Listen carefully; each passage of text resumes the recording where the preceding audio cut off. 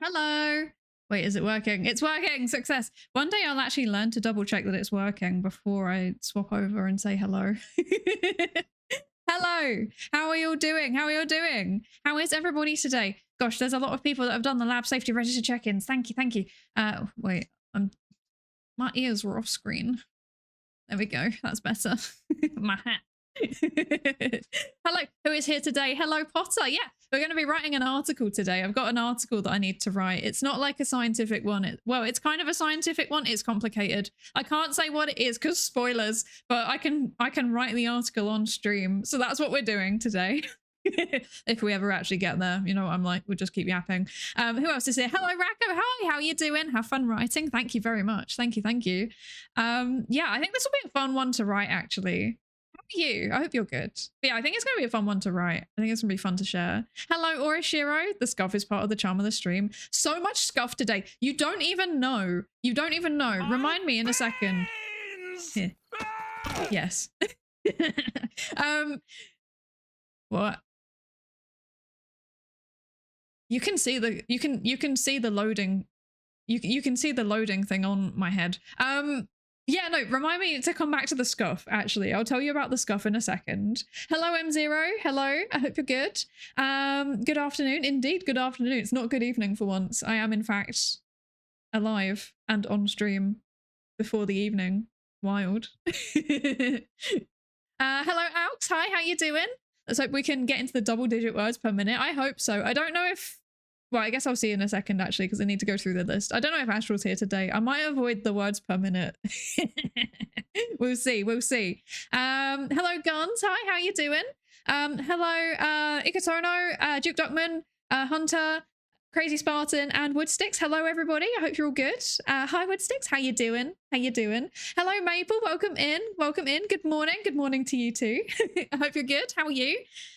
Doing great so far. I'm glad to hear it, Alex. I'm glad to hear it. I'm really glad to hear it. I'm doing pretty good too. I'm doing pretty good too. You're good as well, Hunter? I'm glad to hear it. Hello, Hosmod. Hello, hello. Let's see. Perhaps there won't be any praise in the chat this time. What? Nah, what?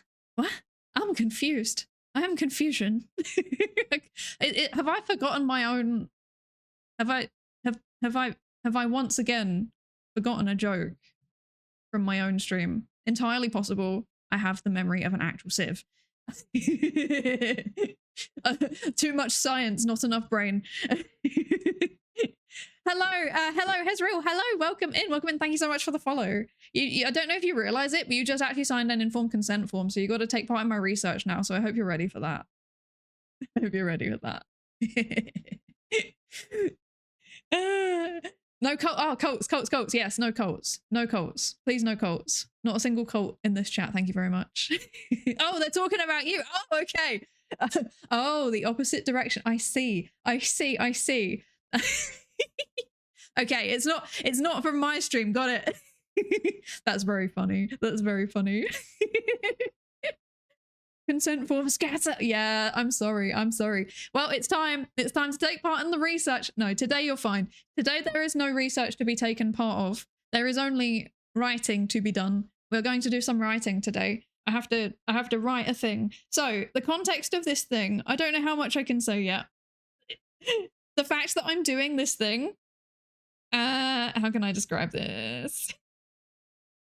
So I think I'm not allowed to say yet what the thing is, but I'm allowed to show the thing because it's my thing, but it's also not entirely my thing. So I have to be able to, I can show it, and then I can write the thing, and then at some point in the future, I may be able to publicly be like, hey, look, a thing. Isn't that familiar? Isn't that fun? So we can consider this a little like in joke, I guess, for now. But eventually it will be public, and then we can all go and point and be like, hey, look, I worked on that. That's the plan. So yes, I'm being purposefully vague because there's only so much I can say about the context of what this article is going to be. It's really weird. But what I have to do today is I have to write a 1,800 to 2,000 words article about being a VTuber. I wish I was joking. I have to write a 1,800 to 2,000 word article about, specifically about science communication VTubing. So that's what we're doing today. It has been asked of me. That's also all I can say. That's all I can say for now. So yeah, but it's not like a scientific article. It's not like a journal article. It's just a thing. A thing. It's a thing.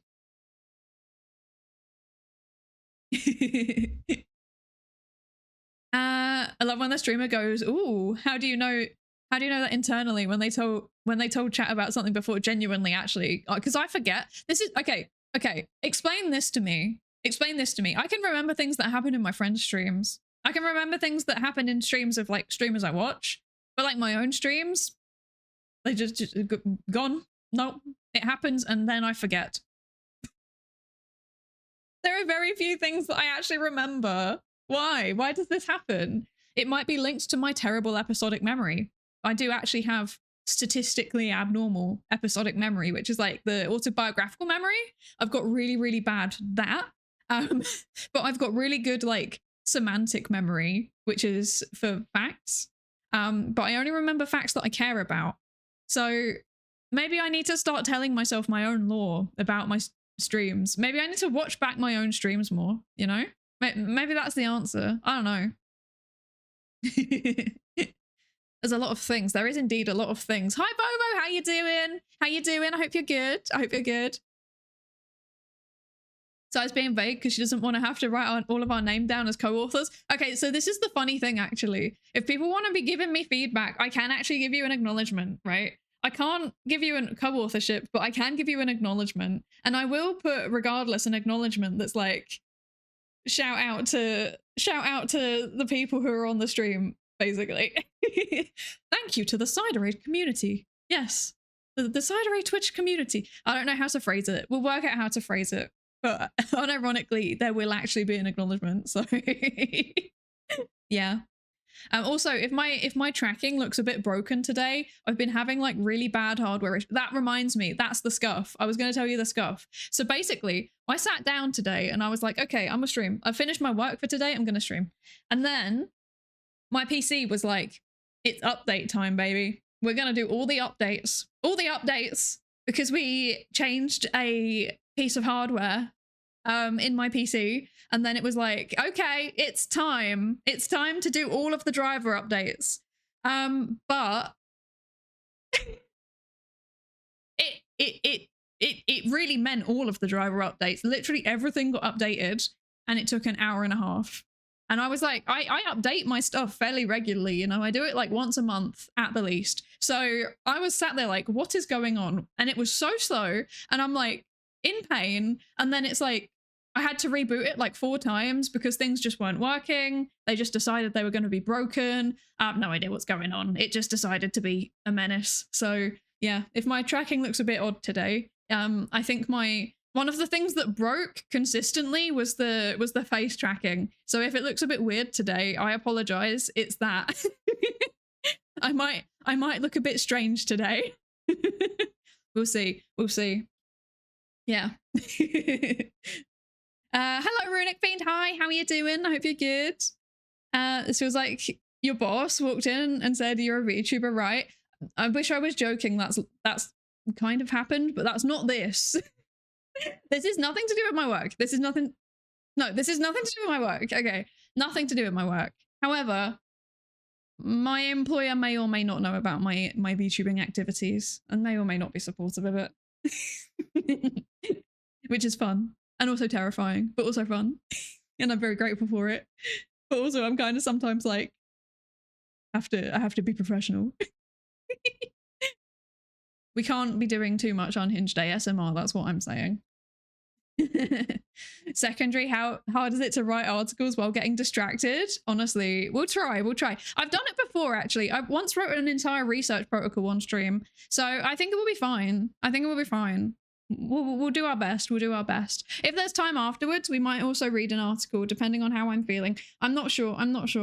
Because we have the metacognitive myopia paper that I haven't finished yet. We should probably finish that. I haven't decided though. Just depends on how long this takes me. Let's see. Let's see. Also, did I say hello to you yet, Robert? I don't know if I did. Hello. Welcome in. I hope you're good. You say the words and then the words are gone. Honestly, that is literally how it works. That is exactly how it works. That's exactly how it works. Probably because you're engaged in fight or flight while streaming to avoid sinking. Honestly, no. I actually find streaming really relaxing. It's very odd. I find it like fun and also relaxing. I used to get kind of anxious maybe like the first month or so. And then I eased into it pretty quickly. I get more anxious like being physically in front of people, if that makes sense. Like, yeah, internet things are generally fine. I've done it a lot. I've done a lot of internet things. I've done so many internet things. I've given so many like online conference talks and stuff that I just don't really think about presenting from the comfort of my own home. And I guess that translated into VTubing because I don't get anxious about this either. But yeah, I get anxious if I have to get up on stage. That's terrifying. I don't know how I feel about that. You know, of extinction events, you've got a lot going when you're streaming. That's true. That is true. It is a bit overwhelming sometimes because like, so for the non-streamers, what I can see in front of me right now, I've got like my main, I've got my main screen and then I've got like a small little, comparably small little tiny secondary screen that's like vertical. And on the main screen, I can see one half of it is my Twitch dashboard. So I can see like the stream, I can see how it looks to you. I can see how much of a delay there is. Stuff like that. Oh, there's a pretty bad delay today. It's like 20 seconds. Oh. Terrible, shocking. I can see chat. I can see, you know, all of the notifications and stuff like that. And I can also, on the other half of the screen, right now I've got my model, but later I will have the article. And then on the second little screen, I've got my OBS, I've got my streaming software, and I've got Discord open in case Osmod needs to message me during the stream. So that's what my setup normally looks like. And which is I don't know why I even bothered telling you that. That's probably not very interesting, but yeah, so that's what I can see. It is quite a lot of information, but a lot of it is duplicated. So like I can see like obviously my model moving in 3 different places, and you know, it's whatever. You just get used to it. You get used to it. Let's see. I lost my place. Where was I?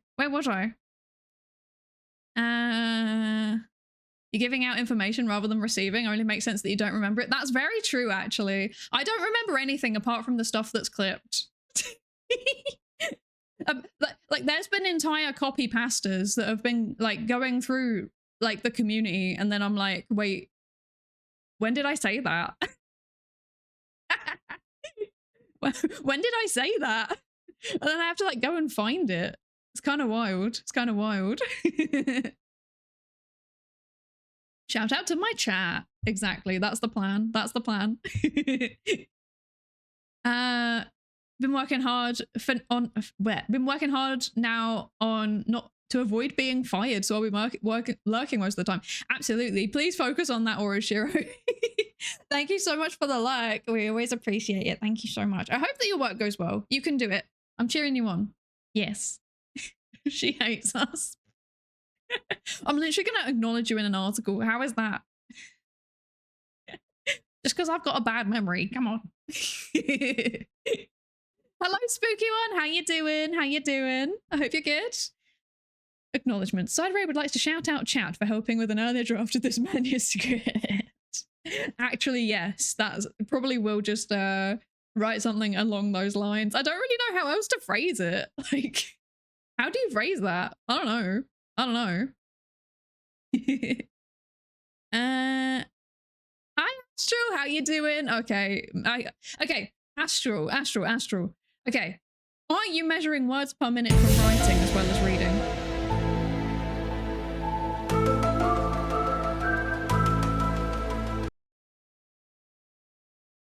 They're appearing. Hello. Hi, hello. How you doing? Thank you so much for the resub. Goodness gracious, 4 months already. That's wild. That's wild. The time goes so quickly and I don't know how I feel about that. Thank you so much. Thank you so much. The aliens are coming, right? I know. I'm scared. I know. I know. I live in fear. I'm making up as I go along. That's valid. That's how I quack, yes. That's how a disturbing amount of science gets done, is making it up as I go along. Oh gosh. Scuff his googly eyes IRL to help with the tracker, honestly. I should find a way to like improve the tracking. I don't know.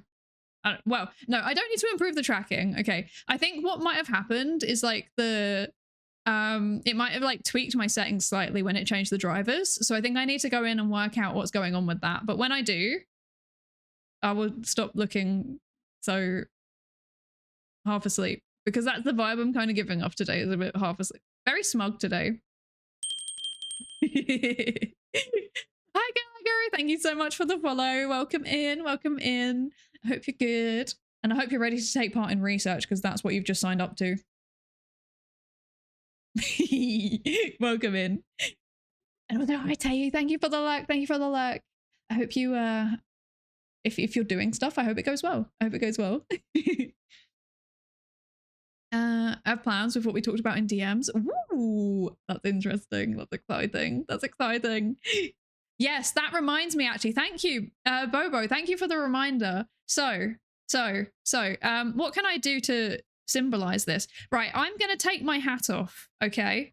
So I'm going to do content spoilers, future content spoilers. So if you don't want to hear the future content spoilers, okay, I'm going to take my hat off.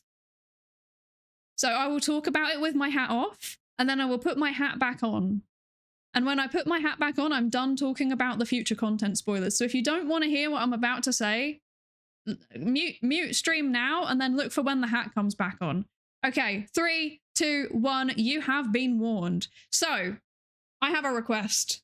I have a request. Yes, silence if you don't want the spoilers. I have a request. I have a request. I have a request. My request is I would like to put out a version of the Pikmin song. As you all know, it is a running joke that unfortunately I have exactly the same voice as a certain other British streamer. So we're doing a different version of it. We're doing a different version of it because everybody's been asking for it for so long. And you know me, if you're asking for it, then I'll do it. I'll do it. So I'm going to make a version of the Pikmin song. It needs to be science themed though. So what I want from all of you is whoa, what was that? Tracking moment.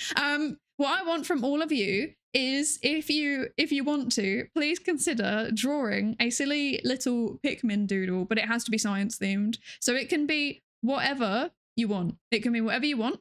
It can be any kind of science. It can be any kind of format. The only thing that I request is please no generative AI, and please, if you're using Photoshop to make your thing, if you're like making a meme in Photoshop or something, please only use public domain stuff that doesn't need to be credited, because otherwise it causes like copyright problems. Okay, so those are my only 2 requests. No gen AI, no I forgot the other thing, no copyrighted materials, right?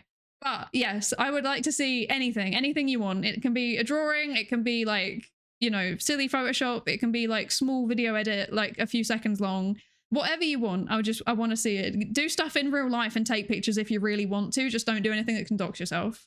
So yeah. Yeah, that's my request. That's my request, and it will be featured in the quote unquote music video, if you can call it that. This is going to be really bad because I can't sing, so we'll see how this goes. Anyway, I'm done talking about it. Hat back on now. There we go. That's the plan. How exciting. Now it's a secret for anyone that wasn't listening. Yes. Oh wait, the spoilers in chat. No spoilers in chat. Oh well, it's fine. I feel like the spoilers in chat are largely not obvious what they are. So I think this is fine. I think this is fine. Oh gosh. Right. So what was I saying? I find it so funny that I find it so funny that VTubers have to pull a Hannah Montana at IRL work. See, I don't. My work actually know all about my streaming because largely I do science communication stuff, right? Or at least I pretend to. At least I pretend to. So, yeah. They know. They know. They actively support it, which is very nice. Which is very nice. Yeah.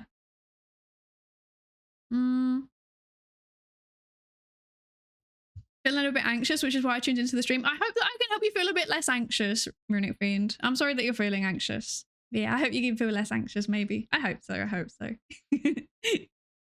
All the time spent writing would count in the words per minute. Oh no, I'm scared.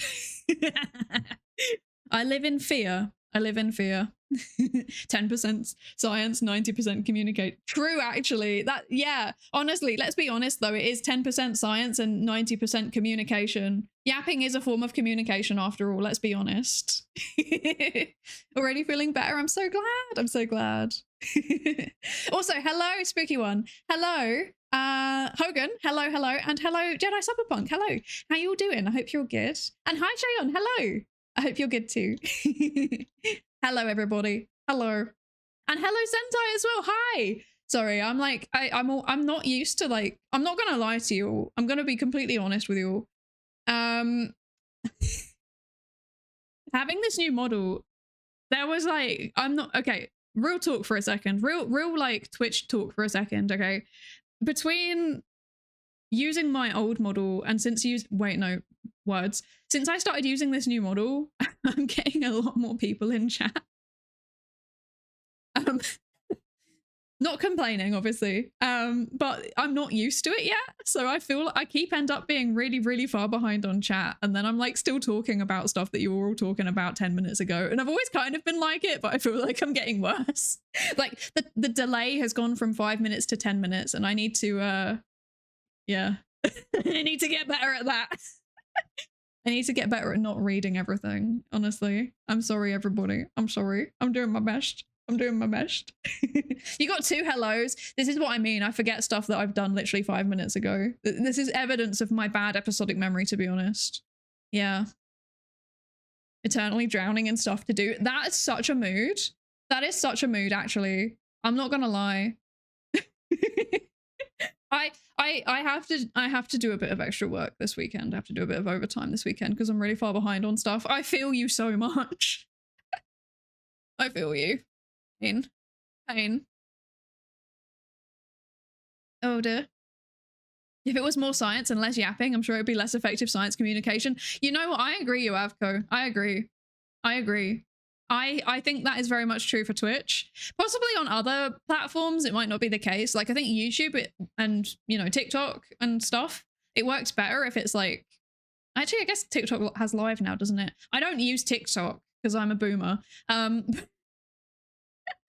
But yeah, I think like short, like proper edited videos rather than streams, you need it to be like more concise, right? Whereas streams, you can just yap. And I think the yapping is a big part of it. I don't know.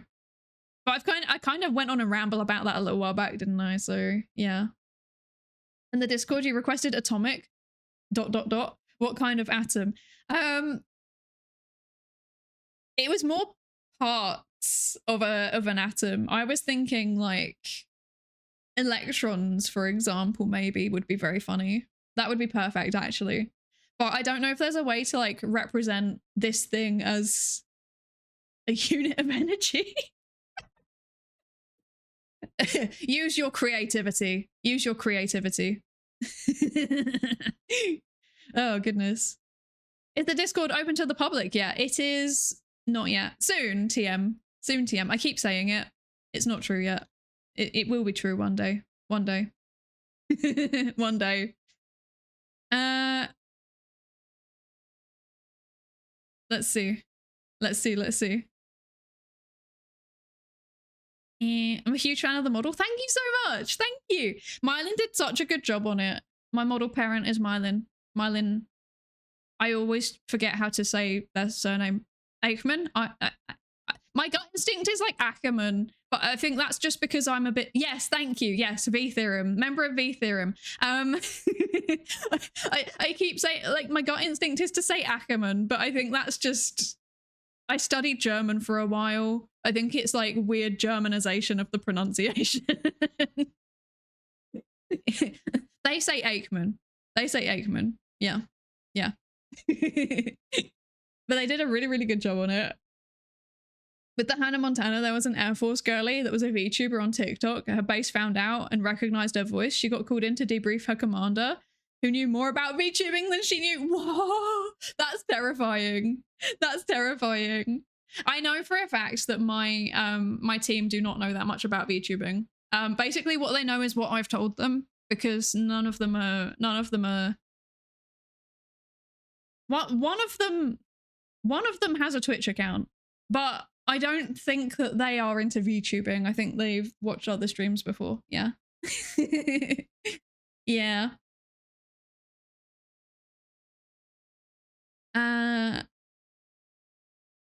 40 viewer threshold where chat gets too fast to follow. Honestly. It's a real thing. It's a real thing. It's not even 40. For me, it was like 15. And then I was like, I can't keep up anymore. Because I want to read everything. It's quite difficult. It's quite difficult. I'm not going to lie. I want to read everything. I want to say hi to everybody. And I feel like I don't know. I'm not doing so great at that anymore. I need to pivot back to when it was just one person in chat. I need to pivot back to just talking in the way that I was before. Oh gosh. No, I don't need to do that. I like talking to people. Otherwise it's like, it's not as fun, you know. But I need to get better at like picking and choosing things as they come up. And that is something that I do struggle with, because I like having all of the information in full. So I'm trying to like stop myself from doing that. Hi, Raki, how you doing? I thought of that when I first showed up last week, that you were digging yourself a hole trying to read everything. It's sweet. Oh yeah. I'm literally doing it again. I'm 3 minutes behind again. Oh no, no. Terrible. Oh gosh. What a mess. Yapping is good for psychom. I agree, Hogan. I agree. I think it's actually quite an integral part of it, because like this is actually part of what I'm gonna write today. So we will go into this in depth, right? But I personally think that the yapping is really important, like in terms of making people realize that scientists are just like normal people. Because there's a bit of a tendency where if you're just kind of listening to narratives in the media and you've never actually met a scientist, there's a bit of a tendency to kind of be like, well, scientists are part of the elite. They're up in their ivory tower and they don't interact with normal people. They're not normal people. They are just fancy posh people, and we are scared of them and very different to them. And I think that that's probably part of the reason why there's some people are very resistant to science. So for me personally, a big part of it is just being like, just talking and just showing what I'm interested in, and then like kind of slotting in the science around it, if that makes sense. It's kind of half working, although to be fair, it seems like most of you have some kind of STEM background anyway, so there's not so much communication happening in that way. But, you know, it's fine. When other people who don't have a STEM background stumble into the stream, like, I want them to feel like they're kind of just hanging out in a normal stream, but also they are learning stuff in addition to it. That's kind of my philosophy around it. And that, you know, scientists are relatable, and wow, they're not strange elites that just sit up in a library tower and don't talk to people. That's wild. They have hobbies and stuff. They are just like me, for real, etc. So yeah. That's my thinking. But yeah, I'm going to write a bit about it today, actually. It's part of what I want to write in the article. Yeah, I want to link it into psychological theory. Yes. Hi, Commodore, how you doing? Your model makes you look more goofy. I mean, good. That's how I feel. Honestly, this model is an accurate representation of how I feel internally, so As a German, that's also how I would pronounce it. Okay, good. I'm glad it's not just me. I'm just gonna say it's the Europe pronunciation. Yeah, we'll just go with that. We'll go with that. Yapping's good for psychom, and as an example, Danny over at Paleontologizing has a habit of going down rabbit holes based on comments in chat. It's the best way to use Twitch. Yes, absolutely. Danny's so good. Danny's so good. I love his streams. Paleontologizing, if anyone doesn't know, Paleontologizing is a channel about dinosaurs. I don't know how else to put it. Like, it's about dinosaurs. It's about paleontology. So cool. Such a good channel. 10 out of 10. Highly recommend. Hi diddle doo. Hello, hello. You're basically saying we all need to shut up. You're too engaged. No, stop it. Yeah, please don't stop. I appreciate it.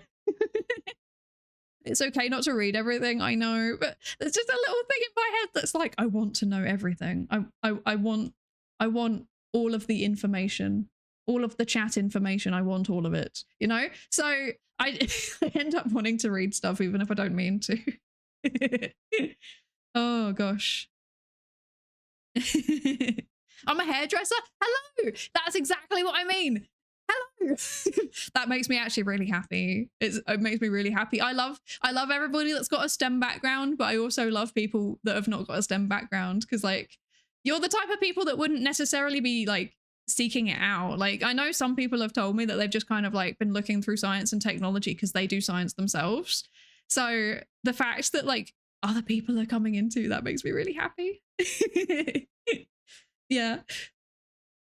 Scientists aren't normal people, they're immortal beings. I mean, true, but also don't tell them the secret. Come on. I need to maintain appearances of being a normal person. Come on. Oh gosh. I collect molds, spires, and fungi. Oh, spores. I collect molds, spores, and fungi. I can't tell if you're memeing, but if you do, that's very cool. And I would actually like to know more about that. Also, sorry, I just realized, Adam Ikiru, thank you so much for the follow. Sorry, I was yapping so hard, I forgot to say it. Thank you so much, I really appreciate it. Oh, it's a quote from Ghostbusters, I see. Okay. I've not watched Ghostbusters in a very, very long time. Oh dear, Ghostbusters, that's a throwback. Goodness gracious. It's fun to get dino info. It really is. It really is. I went to a good dinosaur thing a little while back and it made me very happy. Yes.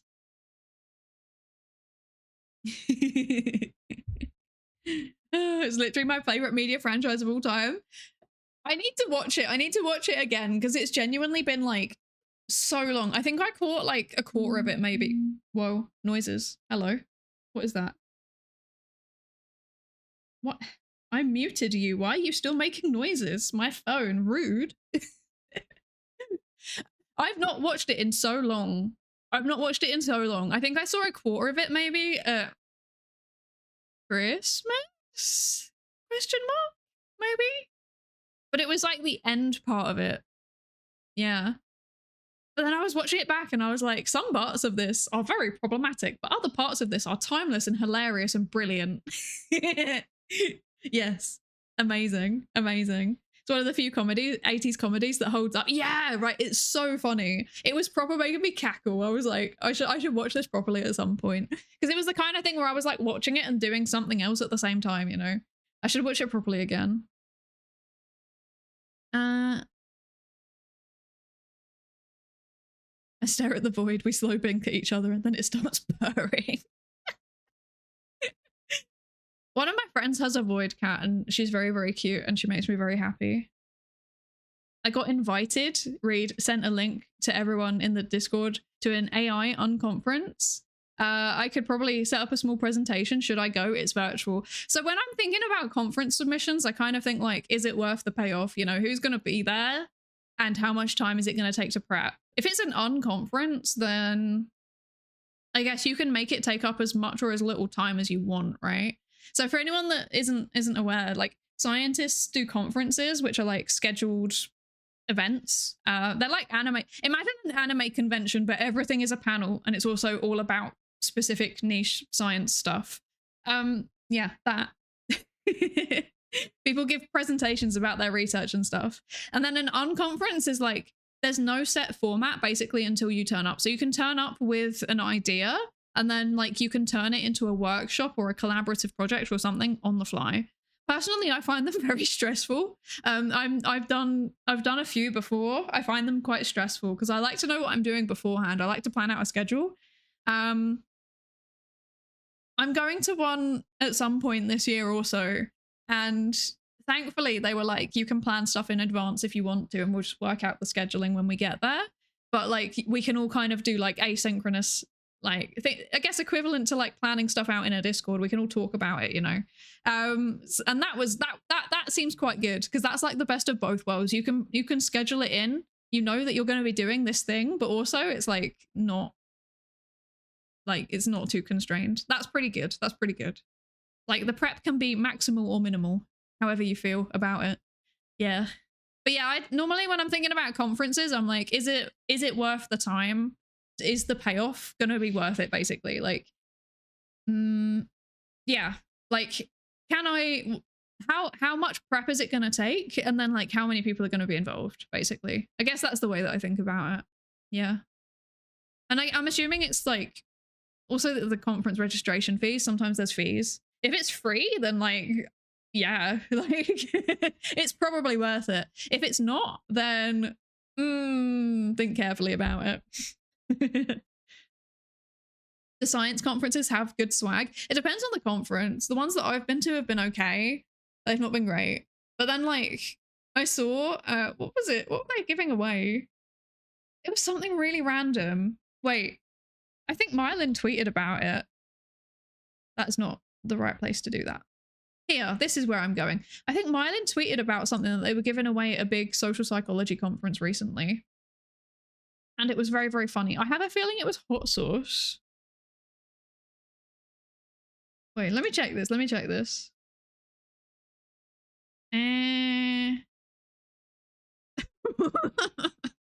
It was a kazoo. There was a kazoo. There was also hot sauce though.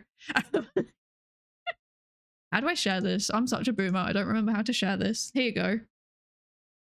Whoops. On X, the everything app. The kazoo. Yes, the kazoo. It was a kazoo. Incredible. Who thought to do that? I don't know who thought to do that, but now I kind of want to go to conferences and give away like branded kazoos because that's kind of incredible. But yeah, I've seen like branded Tabasco sauce as well, but normally it's like, you know, tote bags and pens and things like that, the kind of boring stuff. I think I've got so many lanyards. You don't know how many lanyards I've got. I've got too many lanyards. I've got 2 tote bags. One of them's a very good one, actually. One of them's okay. I've got a notepad. I'm looking at my pile of merch. And I've got a water bottle, and also one place gave me some, is it like Tony's Chocolonely chocolate? That was in the Netherlands. It's like their like most famous brand of chocolate or something. And then it was, they gave it out for free, but it was branded. It was very good, actually. It was good chocolate. Yeah.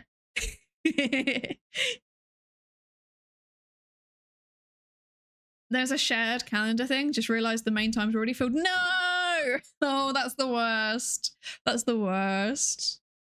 Yeah, that's happened to me a few times before. Terrible. Hi, Zerkia. How you doing? How you doing? I hope you're good.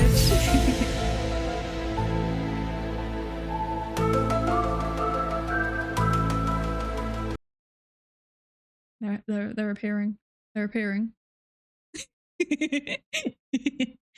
Oh gosh.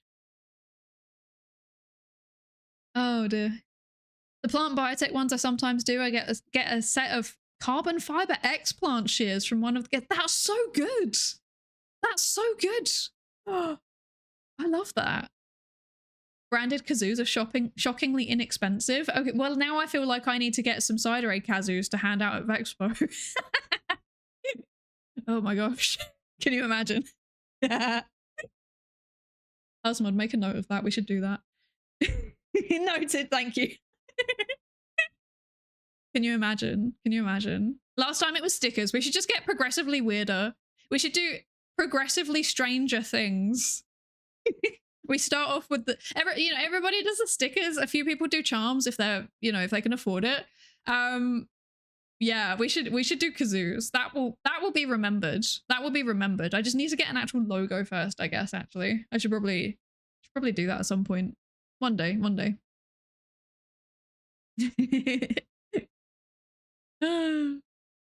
Kazoo sounds like a great bit of merch to give out, right? Right?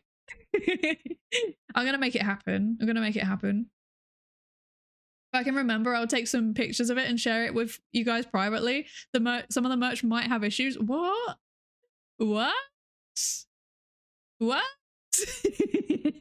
Oh. Interesting. Vexpo stars would Lodi. I know, right? I think they would. I would especially keep some for the Vexpo staff because they're very good. They're very, very good at what they're doing. Last year was really, really good, and it seems like they've got so much more planned for this year. And I'm really, really hyped to see what they do. Very, very exciting. I know you're not in a USD place, but I found somewhere that will do 250 of them with a custom logo for $300. What? Wait, that's so cheap. Wait. That's so cheap. Okay, how much would it cost here? Let's see. How would I even find this? Branded kazoo. Custom printed and plain kazoos in bulk. Okay, that's US based. Oh, I have a feeling that they would not. Let's see if there is anywhere in Ireland that does it. Let's see. Everythingbranded.ie. Kazoo for fun. Promotional products. Wait, what? Wait. For real?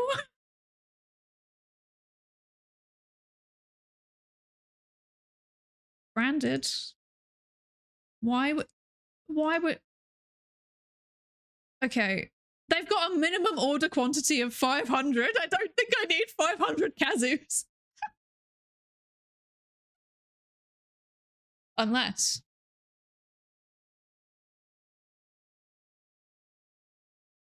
Maybe I do need 500 kazoos. Husmod, can we justify this in the budget? Can we justify 500 kazoos?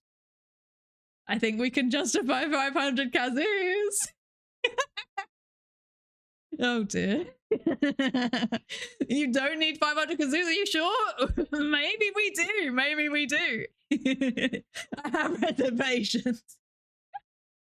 Oh my gosh. If you get 500, you get better samples. Yeah, you better get samples. Yeah, that's true. They don't actually have a sample. Oh wait, you can do a custom quantity. I'm silly. How much for 50 kazoos? That's still so cheap. It's like €1.50 for per kazoo. That's like disturbingly cheap. What is up with that? You can also buy a single sample. Wait, no, hang on a second. 121. So €1.21 per unit, excluding tax, plus a $49.99 delivery fee.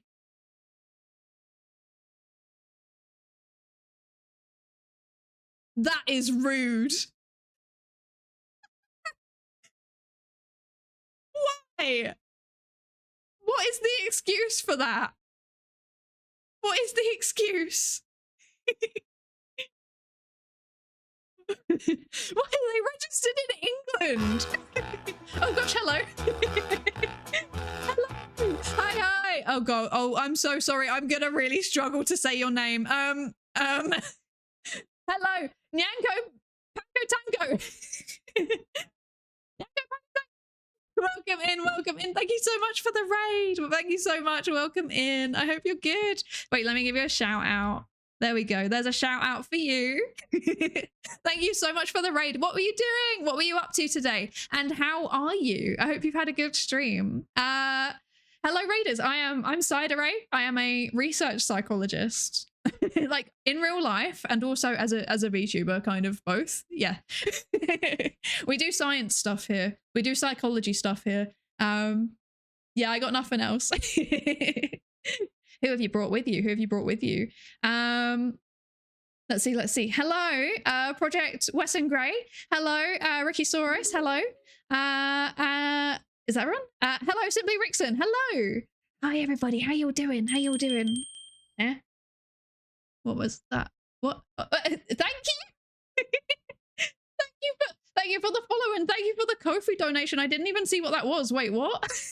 Data Fox, thank you so much. 33 to the research funds. What the heck? Thank you so much. I really appreciate that. Oh my gosh. We were doing our Friday morning interview with Curie. Yeah! Curie! Oh, recommended me for the raid. That's so kind. Curie, I don't know if you're here. If you're here, thank you so much. That's really kind of you. Thank you so much. Curie's lovely. I love Curie. Curie is also a psychologist, I believe. Or a therapist. No, therapist, sorry. So Curie's a therapist. And yeah, is a lovely person. Yeah. So thank you so much. I really appreciate that. But yeah, if you need to, if you need to get away from the PC and like stretch and, get food and stuff like that, absolutely please do. Otherwise, of course, you're more than welcome to stay. Also a member of our tactical squad, words, oh gosh. Words, am I right? He's also a member of our Sunday Squad Tactical FPS team. Ooh, that sounds fun. That sounds fun. I don't really play many FPSs, so I feel very, very out of the loop. Well, I don't play any FPSs apart from the crab one. I play the crab one. I play Crab Champions. That's the only FPS. It's not FPS even, is it? Because it's third person. But you know what I mean. I play the crab shooter, and that's the only shooter that I play. I used to play a lot of shooters actually when I was younger, but we don't talk about that time anymore. You play Crab Champions? Yes, I love Crab Champions. I love Crab Champions. Crab Champions is so good, right? If any of you have not played Crab Champions, absolutely go watch some videos of it. It's so funny. It's so funny. Wait, if I remember correctly, it's also just made by one guy from Dublin. Crab Champions. Let me verify that. Make sure I'm not spreading misinformation. Where is it? Yeah, it's made by one guy from Dublin. Incredible. He's made the whole thing himself. He made it's also, if you remember, like years ago now, there was a meme and it was like a crab rave meme where it was just like a song. There was just loads of crabs raving. Yeah, it was the same guy. It was the same guy. It was the crab rave. Incredible. Incredible. Crab Champions is so good. 2018, honestly, that makes me feel so old. I'm not gonna lie. I remember when that was a hot and fresh meme. Sometimes I still think that it is, and I forget that like memes have moved on. It's terrible. It's so bad. Oh no. We should Crab Jam, yeah. Oh, I would love to. I love Crab Champions. Yeah, I think I'm also diamond rank on Crab Champions, but like with really weirdly specific weapons. Like I used the like flamethrower and like what's the other one that I use? The black hole grenade. I'm obsessed with the black hole grenade. Can't explain why. It's just really fun. But yeah, 10 out of 10. Big Crab Champions enjoyer. Also, hi, Another Brain. How you doing? I hope you're good. I hope you're good. And thank you, Resource, for the follow as well. I forgot to say. Thank you so much. I really appreciate it. Flamethrower and Ice Storm weapon mod. Yeah, right? Just completely neutralize all of the effects. Thank you, Nanko, for the follow as well. Thank you so much.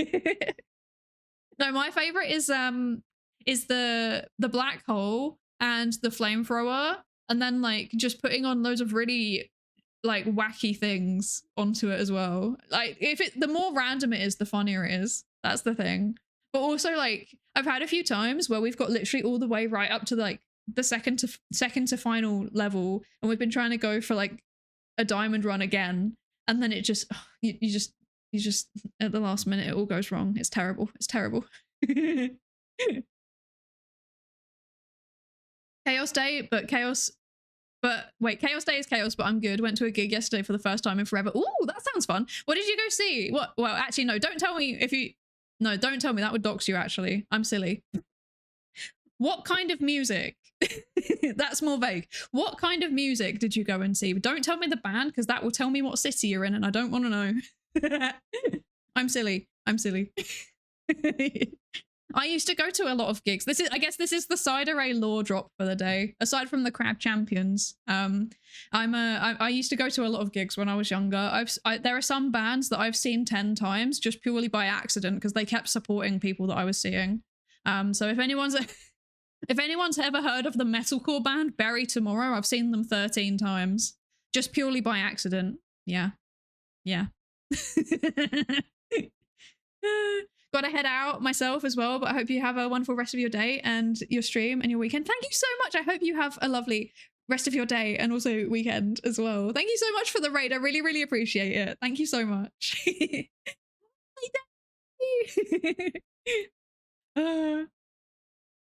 Okay. There's going to be an ad play. And then that reminds me, we are actually meant to be writing a thing today, aren't we? So I guess we should probably do that at some point. We should probably do that at some point. Memes live forever. It's how we age ourselves now. I know you're over 35. If I say mushroom and you go badger. Oh god. But I know that. Badger, mushroom. I know that. You've aged me incorrectly though. I was just on the internet very, very early. Disturbingly early, in fact. I broke so many modern day policies. They weren't the policies back then though, so I wasn't breaking anything. Take that.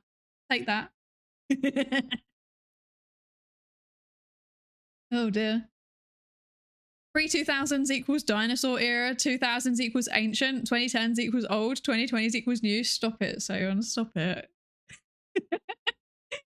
Stop it. 0 words per minute. No! It's true. We are on 0 words per minute. It's fine. Oh gosh. Yeah, no. I very, very strongly disagree. I think that for me, dinosaur era is like 80s, ancient is 90s, old is 2000s, and then 2010s onwards is new. So yeah. Yeah. Hi Muzzy Grace, welcome in. The consequence of being insufficiently supervised on the internet. Yeah, if you're insufficiently supervised on the internet, you turn into a VTuber apparently. Look, I turned out fine. I've almost got a PhD. I turned out fine. Mostly. Mostly. I saw some things that I shouldn't have seen, but I turned out mostly fine. Oh god, feels brontosaurus, man. What? Please don't attack me like this. I don't need this negativity, please. I've heard people call 2010 songs classic. What? I mean, to be fair, okay, actually, to be fair, I feel like songs can become a classic instantly, right? So like,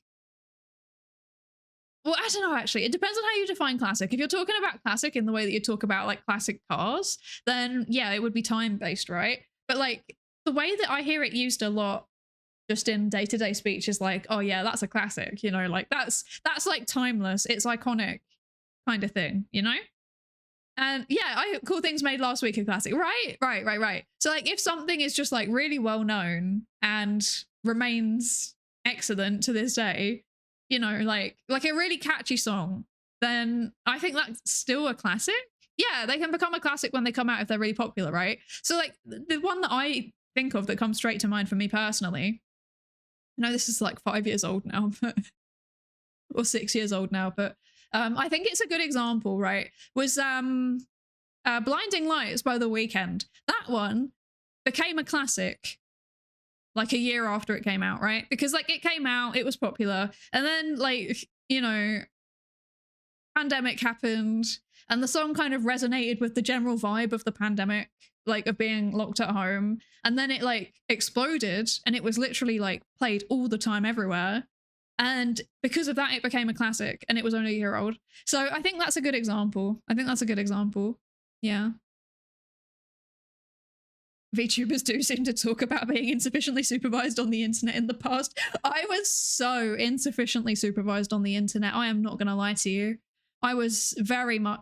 If that's the trope, then I fall into it because I was like,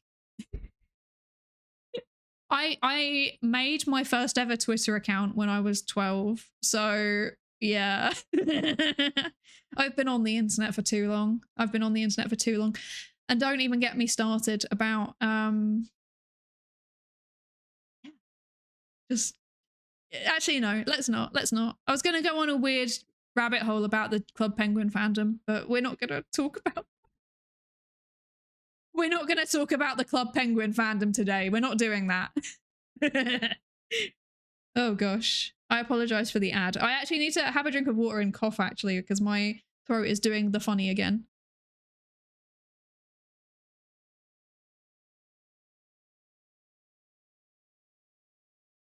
You defined the trope before I want affirming having noticed that. Okay, but the fact that you have noticed it makes me feel valid, you know? It makes me feel like it is a trope that just hasn't been put into words yet.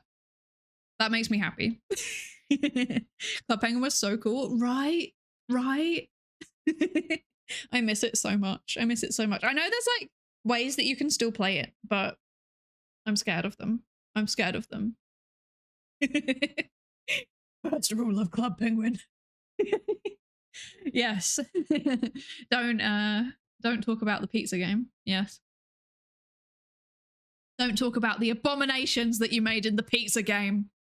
My favorite one was the what is it? Like the, you know, like the tube? The tube. What's that thing where you like get dragged behind a boat and you're sat on a tube?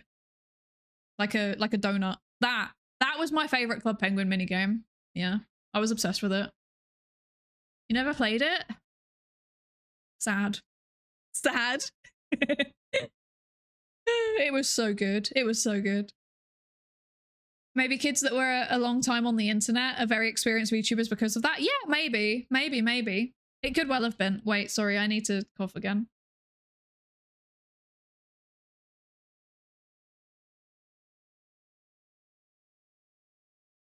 That was a very aggressive one. I apologize. Oh dear. Speed waterboarding. Yeah, I don't know if it's called that. I can't remember what it's called. I don't think it's called waterboarding though. Wait, no, it's definitely not called waterboard. Wait, no. Definitely not called waterboarding. Oh gosh. What's that? I'm gonna ask Google. What's that thing where you are pulled alongside, like, pulled behind a boat on a rubber ring?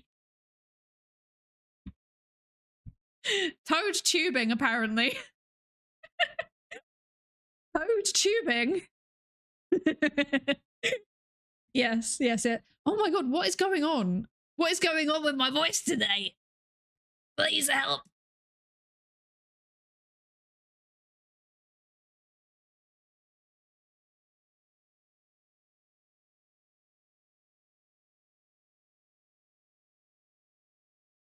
We'll get there eventually, lads. Top quality voice acting at the end there. Oh gosh. Science and war crimes.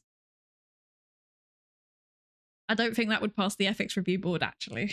I don't think that would pass.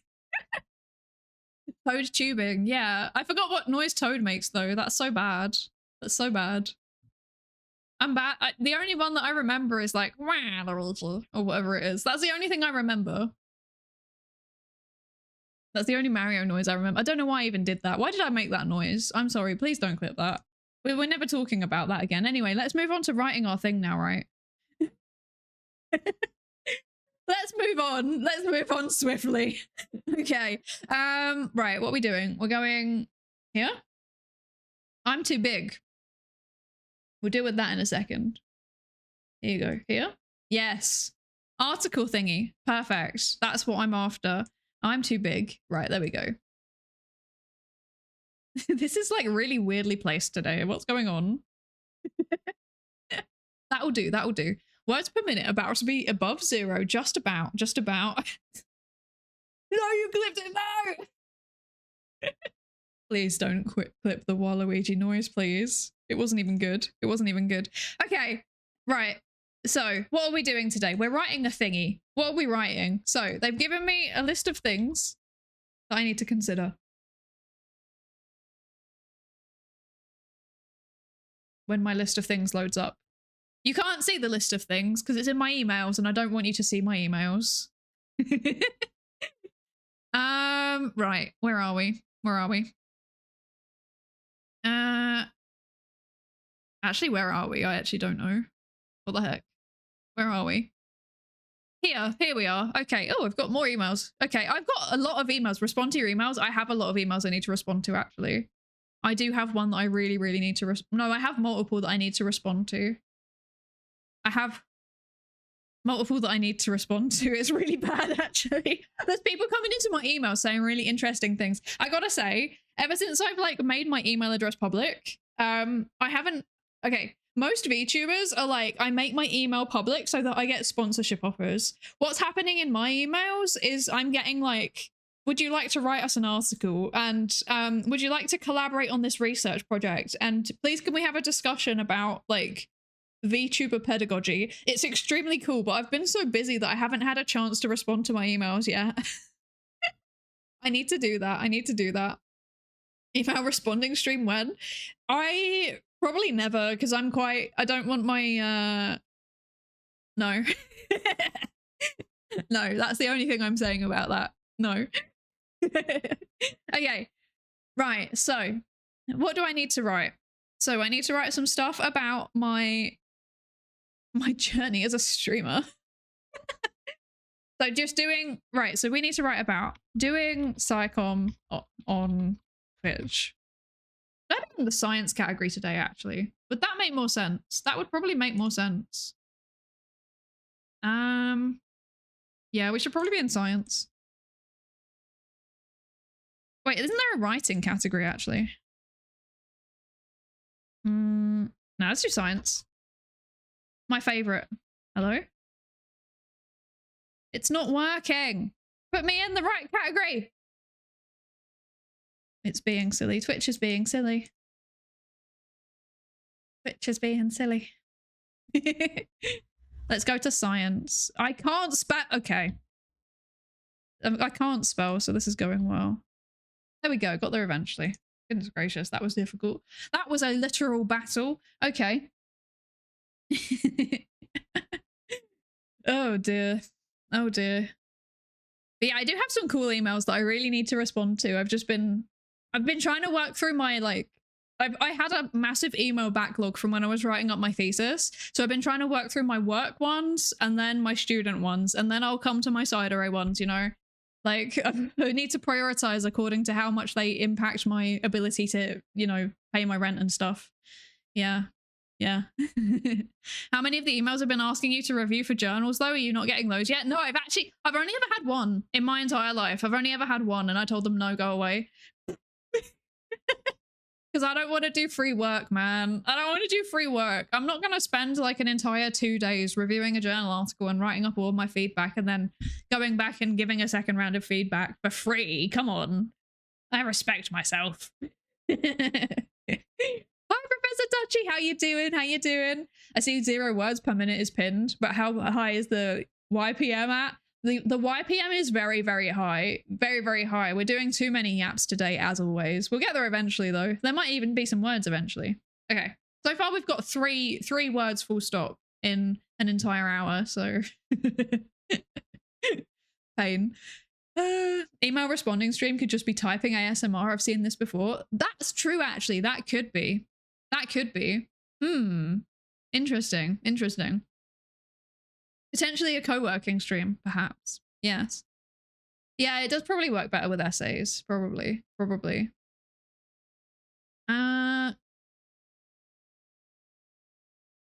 Okay. Put me in the right category. Let me in, meme. I want to be in science and technology. It's where I belong. Oh, gosh. I told them no as well. Yeah, see, this is the thing. I don't want to do it for free. If they offer me money, then I'll do it. And if they publish my paper for free, then I'll do it. But if they, no, otherwise, no. Look, it's above 0 Astral, so that's pretty good. That's pretty good. Okay, right. So I need to write about doing Psycom on Twitch. Also specifically as a VTuber. They want, what else do they want? They want misinformation about psychology. They want intergroup contact.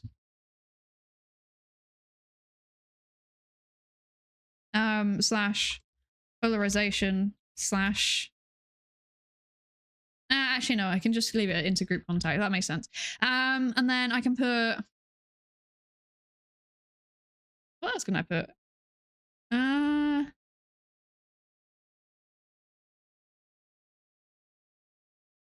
Yeah, they kind of wanted a few tips to how to do it also. So I guess I'll like write a little box thingy about that. Box thingy with tips. Okay. So those are the main things. I guess also with doing Psycom on Twitch, it's like what?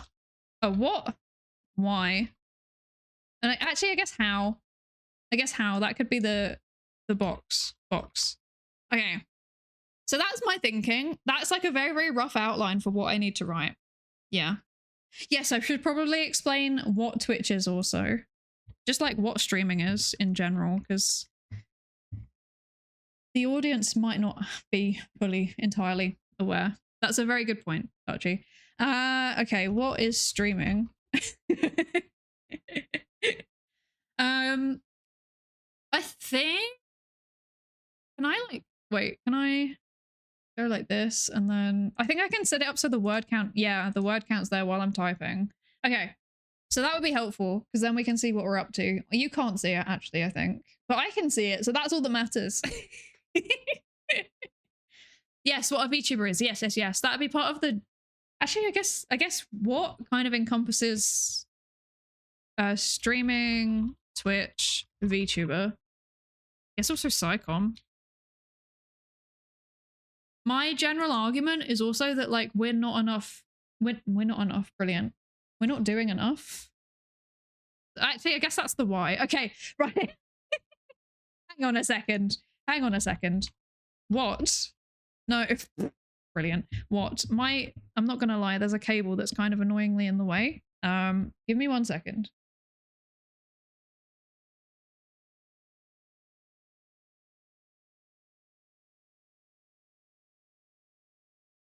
How many times in the past have I ever been like, oh, there's a cable going across my keyboard? I've literally just had a realization that I can put the cable under my keyboard. It's taken me how many months now? 1.5 years. It's taken me 1.5 years to realize I can do that. Okay. Right, explain what psychology is too. I don't need to explain what psychology is. Definitely need to define VTubers. Okay, right, right, scrap all of this. We're starting again. So I think I need to start with Psydere is a confirmed scientist not seeing obvious solutions. True. Honestly, so true. Oh gosh. Also, hi, welcome in. How are you? I hope you're good. Don't mind me and my misinformation on the internet. This is very true. We're trying to pretend it's not there, but it is there, unfortunately, and I need to fight it. I need to literally fight it in the Super Value car park. Cable across my keyboard. Yeah, I wish that I'd actually thought about that a bit more, to be honest. Yeah, we're back to 0. You're right, Astral. That is because I deleted them though. That's part of the editing process. Okay, so we'll start off by saying Psycom comes in many forms. Cool. Actually, no. We'll start off by saying something along the lines of like, imagine being taught by a cartoon character, something like that. Yeah, something like that. That will kind of help them understand what this is. Also, hi, JL Phillips Creations. Welcome in. Welcome in. Thank you so much for the follow. Welcome in. Let's see. Okay, right. So here's the plan. So imagine being taught by a cartoon character, basically. Actually, is that a good start? No, I think that's a bad start. The start is always the difficult thing. What's the thesis statement? So, you know what? Let's write down the key bits of the thesis statement. So, there isn't enough science communication in psychology. Comparative to other domains. So, well, fields, I guess. Fields. So there's like a lot of psychom for like, you know, like astronomy and for certain bits of biology and for like, you know, like when you think of like the public mass communication psychom, a lot of it is like medicine stuff, or it is like ecology stuff, or it is yeah, like space. That's what people tell me that they normally think of when they hear science communication, is those three things. They don't ever think of psychology, because half the time they don't even think of psychology as being a science. That's a whole, we're not getting into that. It is. I will fight anyone that says otherwise. Yeah. So there isn't enough psychom. One of the potential barriers is that it's quite hard to find an audience, right?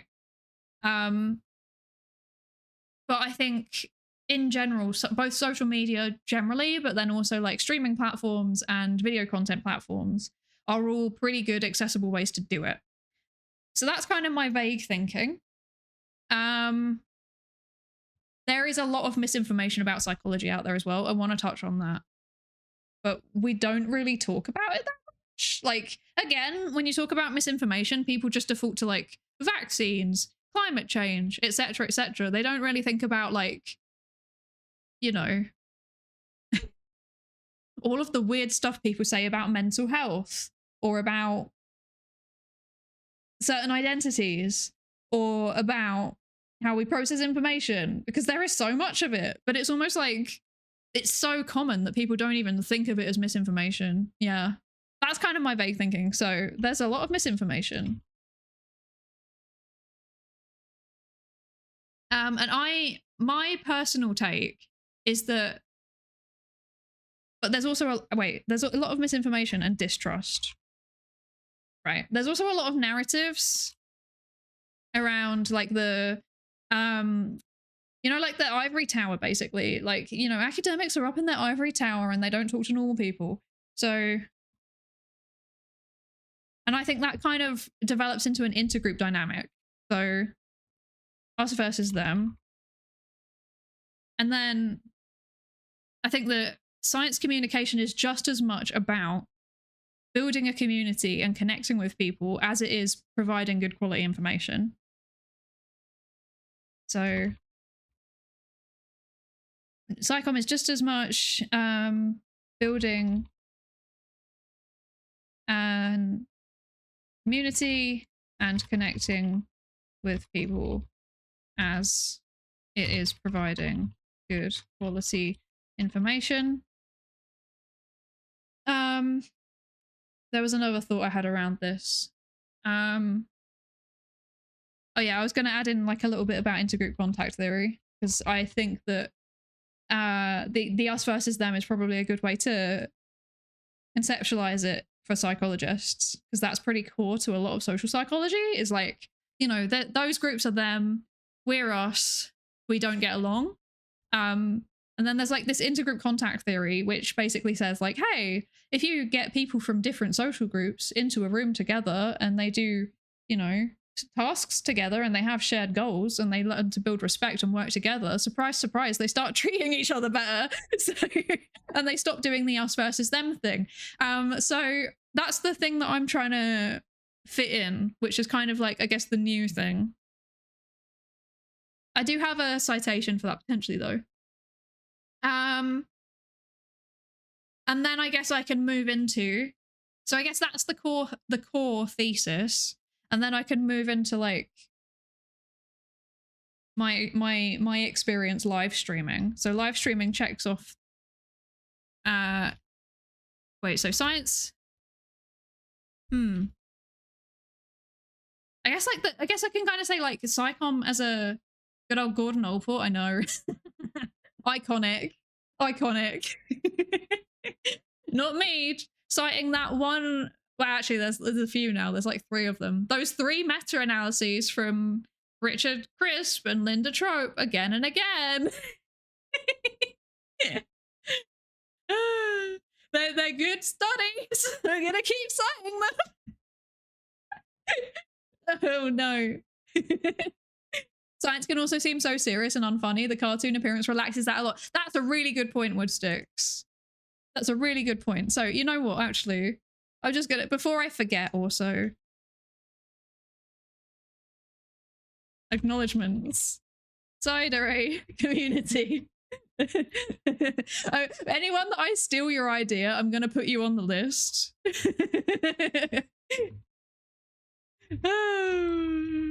There you go. You're gonna get an actual acknowledgement in an article. How do you feel? How do you feel? Oh gosh. Actually, Racco, you can DM me and let me know if you would prefer for me to use your Twitch name or your actual name. Please let me know. Because I think I saw that you have like your Google Scholar linked on your Twitch page, which is very cool. You can use both. Okay, cool. Oh boy, I'm nth author on a paper. These are just acknowledgements. I'm so sorry. Dutchy, you said stuff as well, didn't you?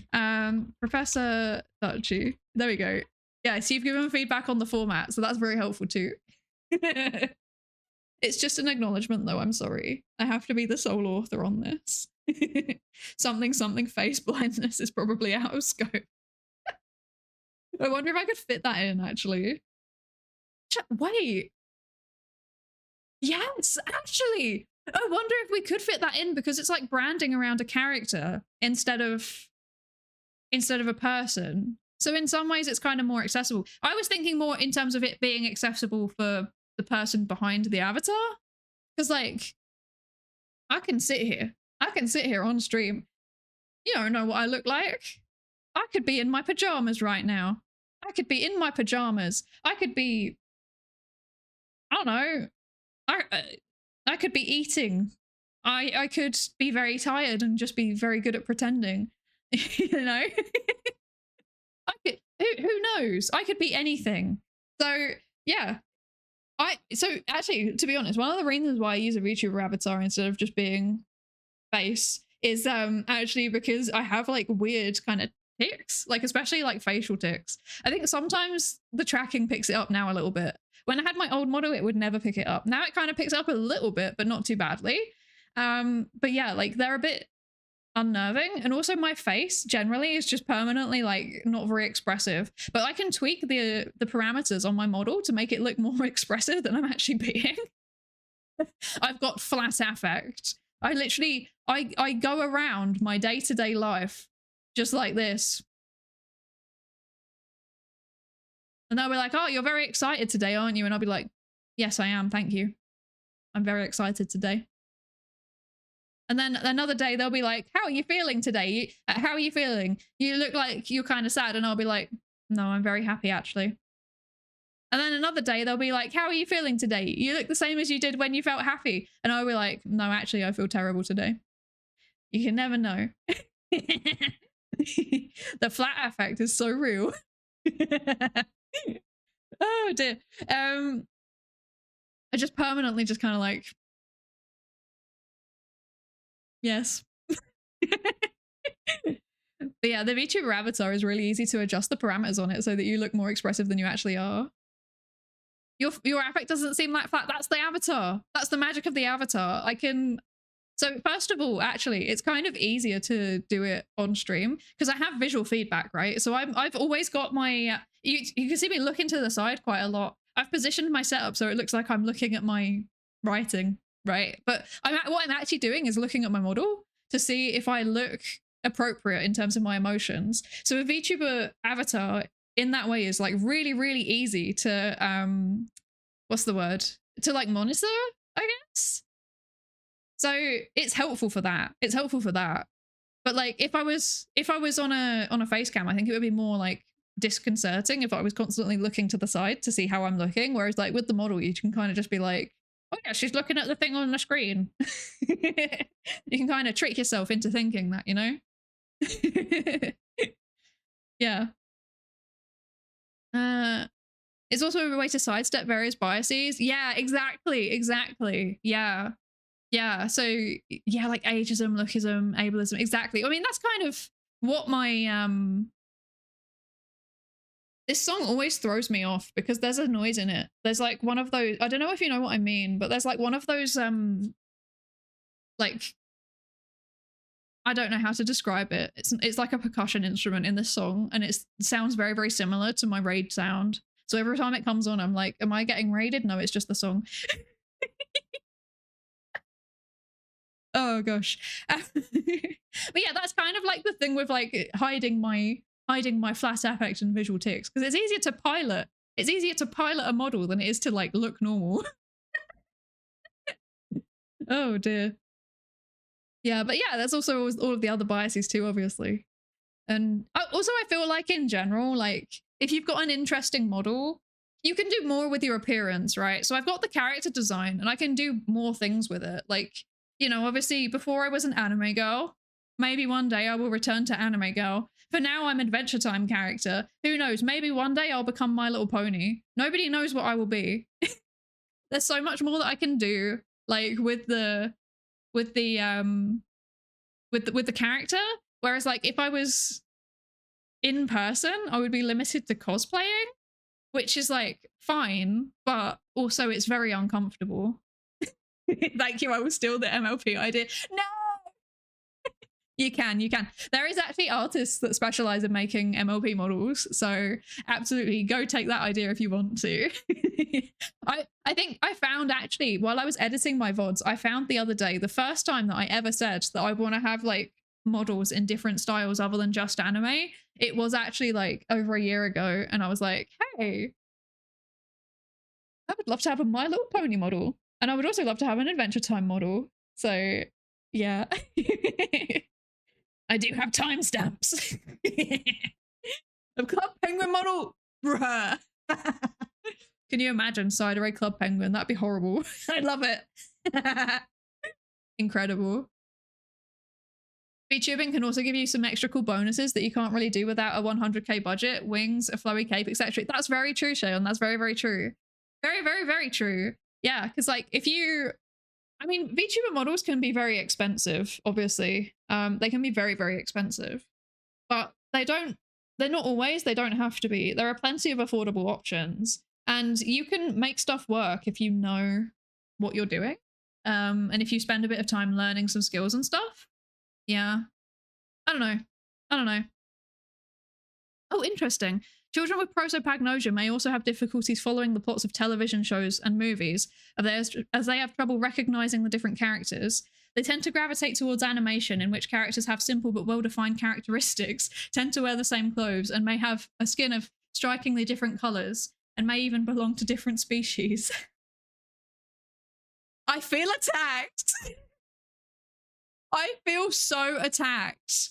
I could never get into like watching in-person movies, like real life actor movies, because I didn't know who was who. I still, to this day, cannot tell the difference between Ryan Reynolds and Ryan Gosling. As far as I'm concerned, they're the same person, right? I know like cognitively which movies each are in, but if you put two pictures of them side by side, I genuinely cannot tell the difference between them. They are the same person. Thank you, Professor Duchy. They are the same person. You're right. They are the same person. You should probably talk about how Twitch gives you instant feedback. That's such a good idea. Okay, right. Twitch gives instant feedback and allows for interactive Q&A sessions. Yes, excellent point.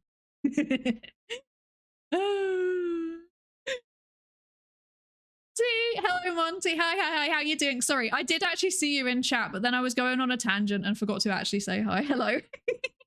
I hope you're good. I hope you're good. Thank you for the hydrate. Thank you. I'm not gonna lie, my water's literally about to run out. I might actually need to go and get some in a minute. Yeah. Psydere the Explorer. That is a terrible, wonderful idea. What did I actually used to watch when I was younger? I've got the worst idea. Teletubbies VTuber model.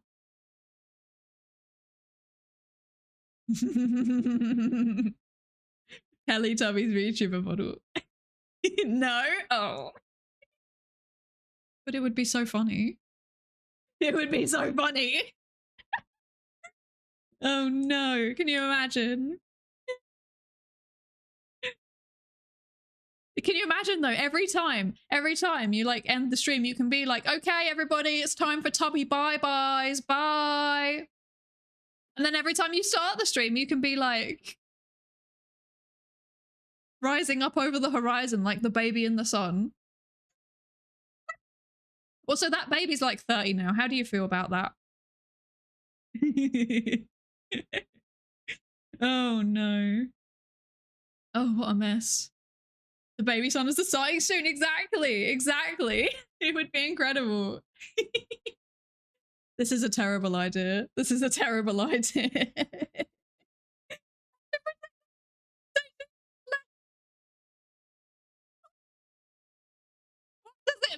mean?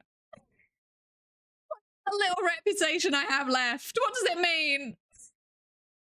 I've got a perfectly good reputation. Thank you very much.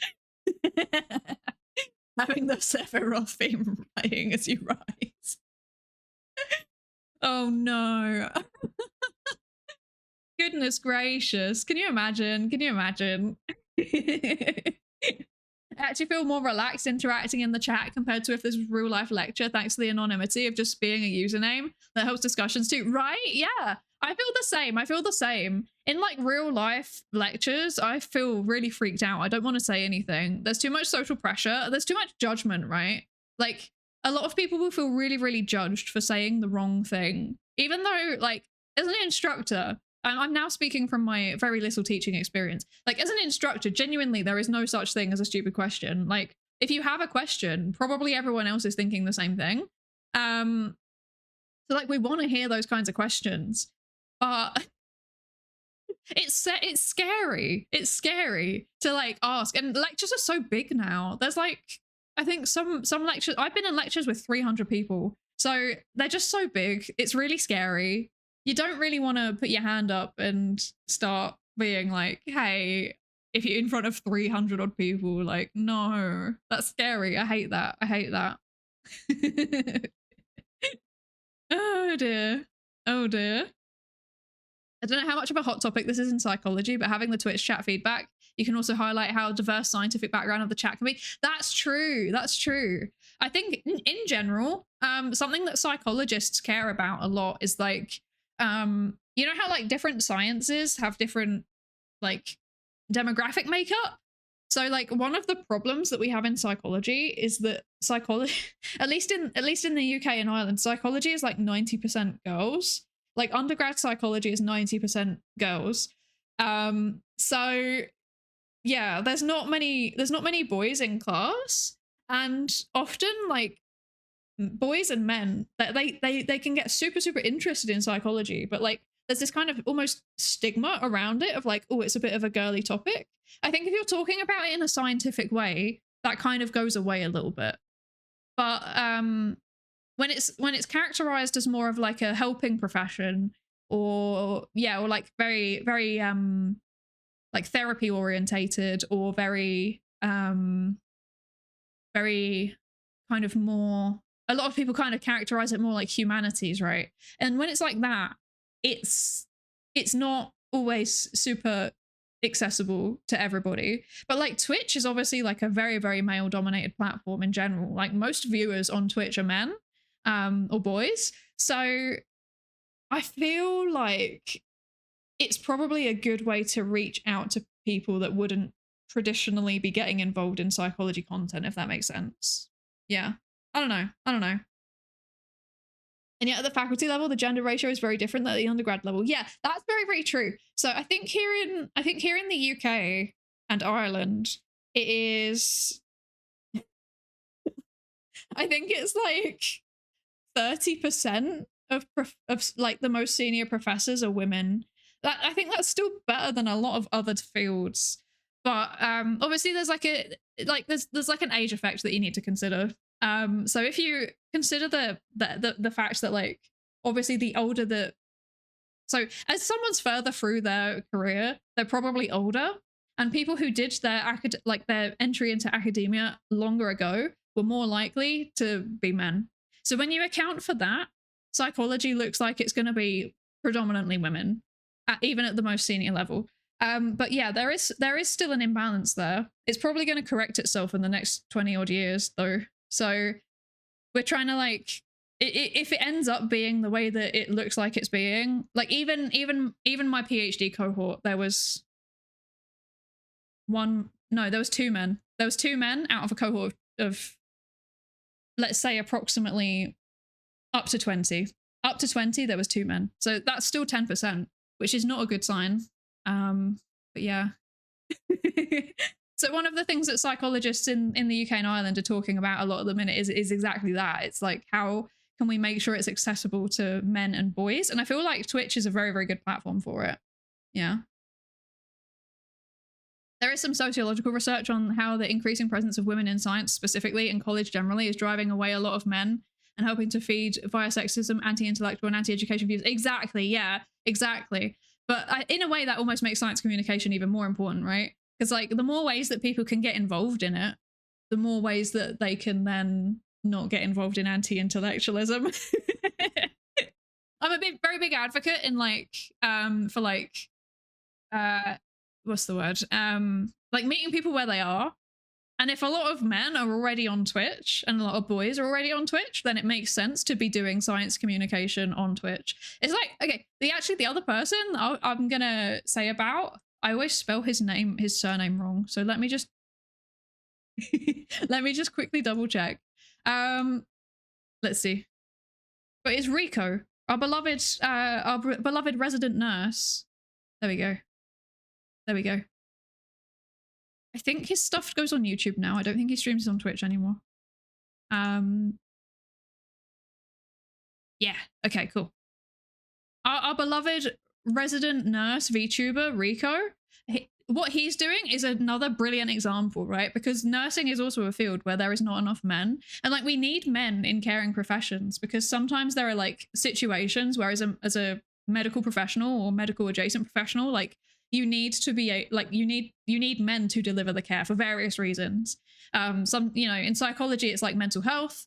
In nursing, it could be like, you know, personal care or performing certain medical procedures. People might just feel more comfortable with a male doing the procedure for whatever reason. So yeah. So the fact that Rico is like on male dominated platforms in specifically VTubing, which is overwhelmingly watched by men. Yeah, it's really, really good. It's like a really, really good role model. Yeah. You got to head out now. No problem with Six. Thank you so much for joining us. And thank you for your feedback on the ideas. It's super, super helpful. Thank you so much. I hope you have a good rest of your day. Thank you. See you later. Are you going to yell about how Twitch treats VTubers? No, I'm not going to talk about that. That's a bit too... I don't think they would care about that, you know? I don't think they would care about that. And also, realistically, if you're doing science communication, you're probably not going to deal with those kind of problems anyway. Like, yeah, it's different types of VTubers that tend to deal with that. I've personally, just to be clear, I've personally never had an issue. I've never had a warning. I've never had a ban. I've never had anything. So I think it is possibly more to do with the content that you're doing rather than just inherently being a VTuber. But there does seem to be a bit of a weird bias. But I don't know if like the culture around VTubing is just weird also, and we just tend to do silly things. Oh dear.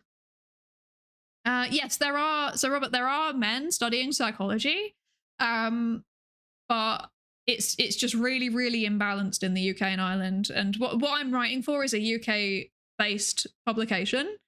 So they're gonna care about this in that context. But yeah, undergrad is like 90% women. Postgrad, so like graduate school, is, if I remember correctly, 75% women. But in some courses it's also up to 90%. And then PhD is also about 75% if I remember correctly. And then at the postdoc and lecturer level, it's also still like massively skewed, like 60-70%.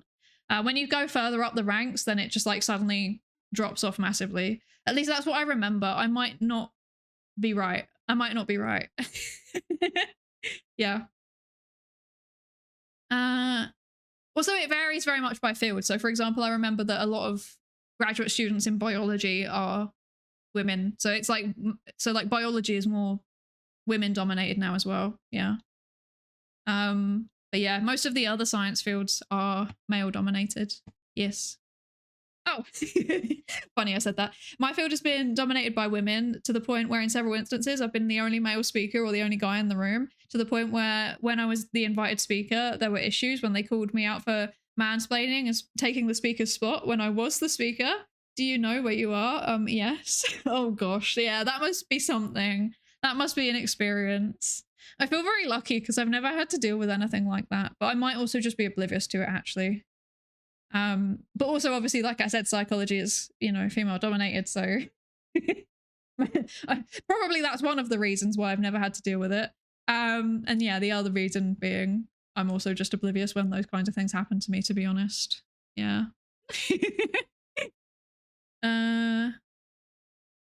What's the audience of the publication? Mostly psychologists. So it's not a journal article, but it's kind of like, it's kind of considered vaguely similar to a journal article, if that makes sense. Yeah. Hi, theologist. How you doing? How you doing? Biology being dominated by women comes with its pros and cons. Yeah, I mean, it's the same with psychology, right? Same with psychology. Archaeology is dominated by women because they love digging up the past. What? What? If I remember correctly, actually, if I remember correctly, archaeology, the joke doesn't even work because it's dominated by men, so who's digging up the past now? Oh gosh. Right, okay. Right, I'm not gonna lie, my water has run out and I kind of need to get some water. So, I'm gonna very quickly go for a break, a few minutes. I will get the ads out of the way and then we'll actually properly like write some stuff. Yeah. That's the plan, that's the plan. So I will see you in a few minutes. Yes.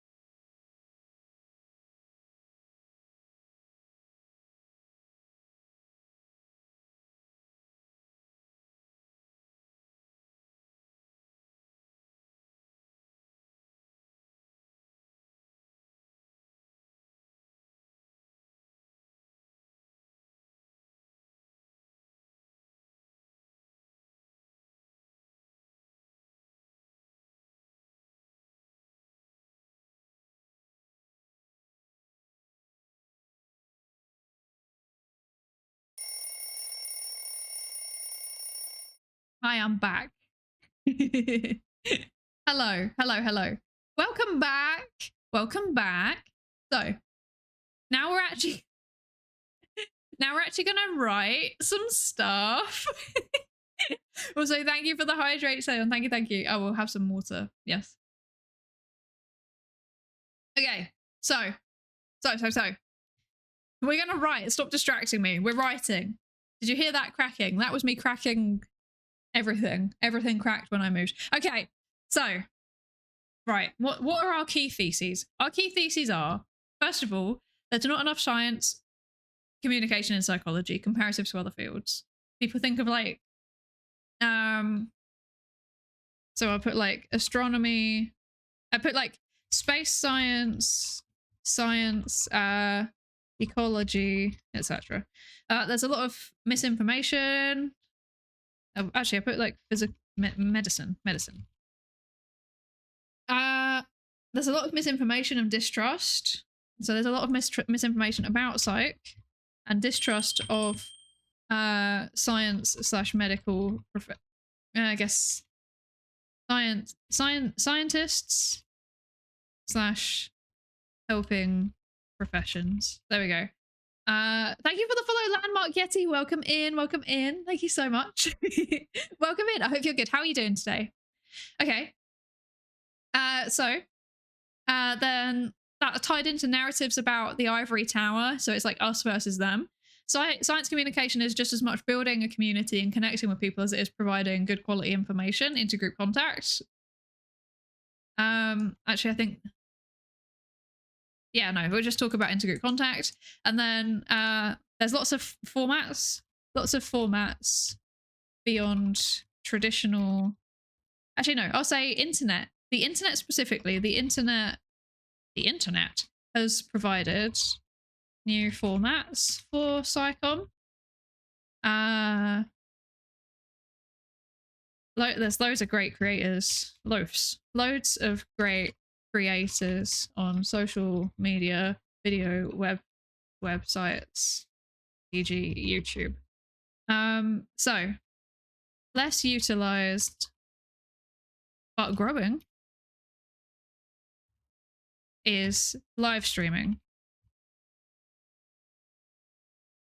Less utilized for SciComm but growing is live streaming.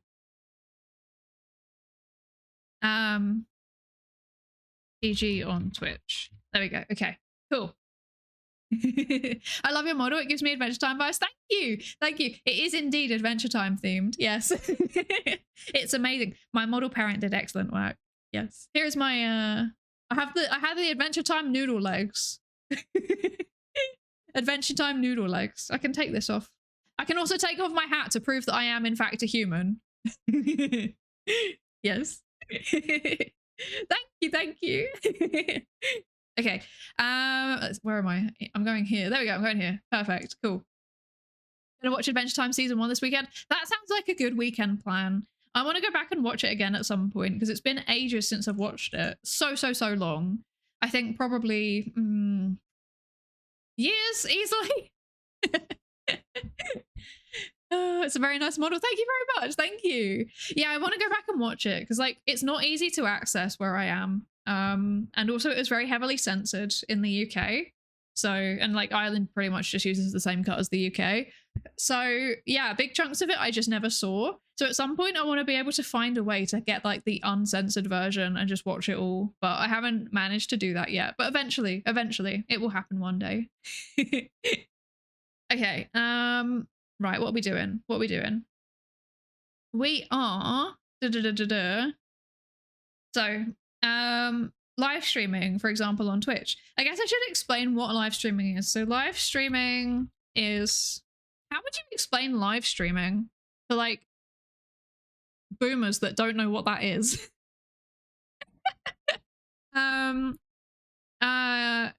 Live streaming is live internet video feed, I guess, with interactivity.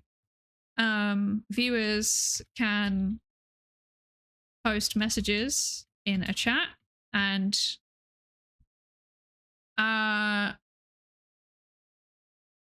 use other interactive features like triggering sounds on the video feed. I don't know, something like that. I don't know. That's kind of how I would describe it, maybe. I don't know. Zoom call, I guess, actually. I guess I could see. I guess I could say similar to a Zoom call. You're right. Similar to a Zoom call.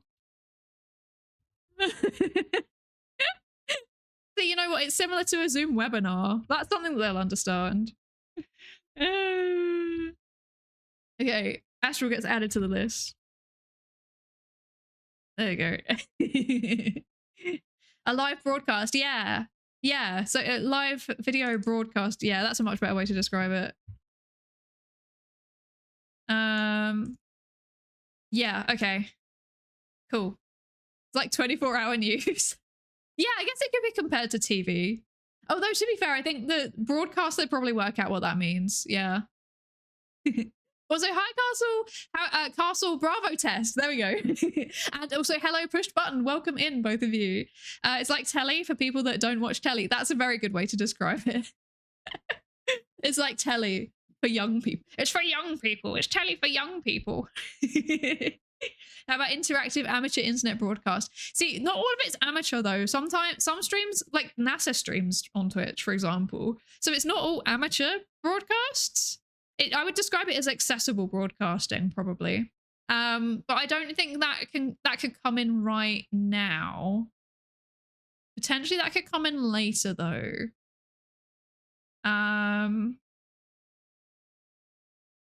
Wait. I think I want to have a separate thing actually. Why stream? So actually, yes, accessible. That's a very good point. Pretty much any, like, if you have the hardware and internet connection, you can do it. There we go. Okay. Castle Bravo. There you go. Like making the streamer say, I don't know, we don't do that. We don't do that here. We don't know what you're talking about. I don't know what you're talking about. Can I put this on the CV? I guess you technically can if you don't mind doxing your Twitch handle. Open platform? I guess it is an open platform in a way, right? I guess. See, this is something that I personally think is that, like, there's like a whole push towards open science. And I think that SciComm, like science communication, should be part of open science, but it's kind of largely neglected really as part of it. It shouldn't be. It shouldn't be. Yeah. Based on what you're saying, these people are probably 40 or older. I would say that a reasonable chunk of the authors of the readers are probably between, yeah, like from what I've heard from talking to people, like this publication is mostly read by like it's mostly, yeah, written and read by people who are very established in their careers largely. So yeah. Yeah, they would have been on the internet, but like my experience with psychologists is that either they are very, very terminally online or they are not at all online. Like they still use Facebook. It's a really weird.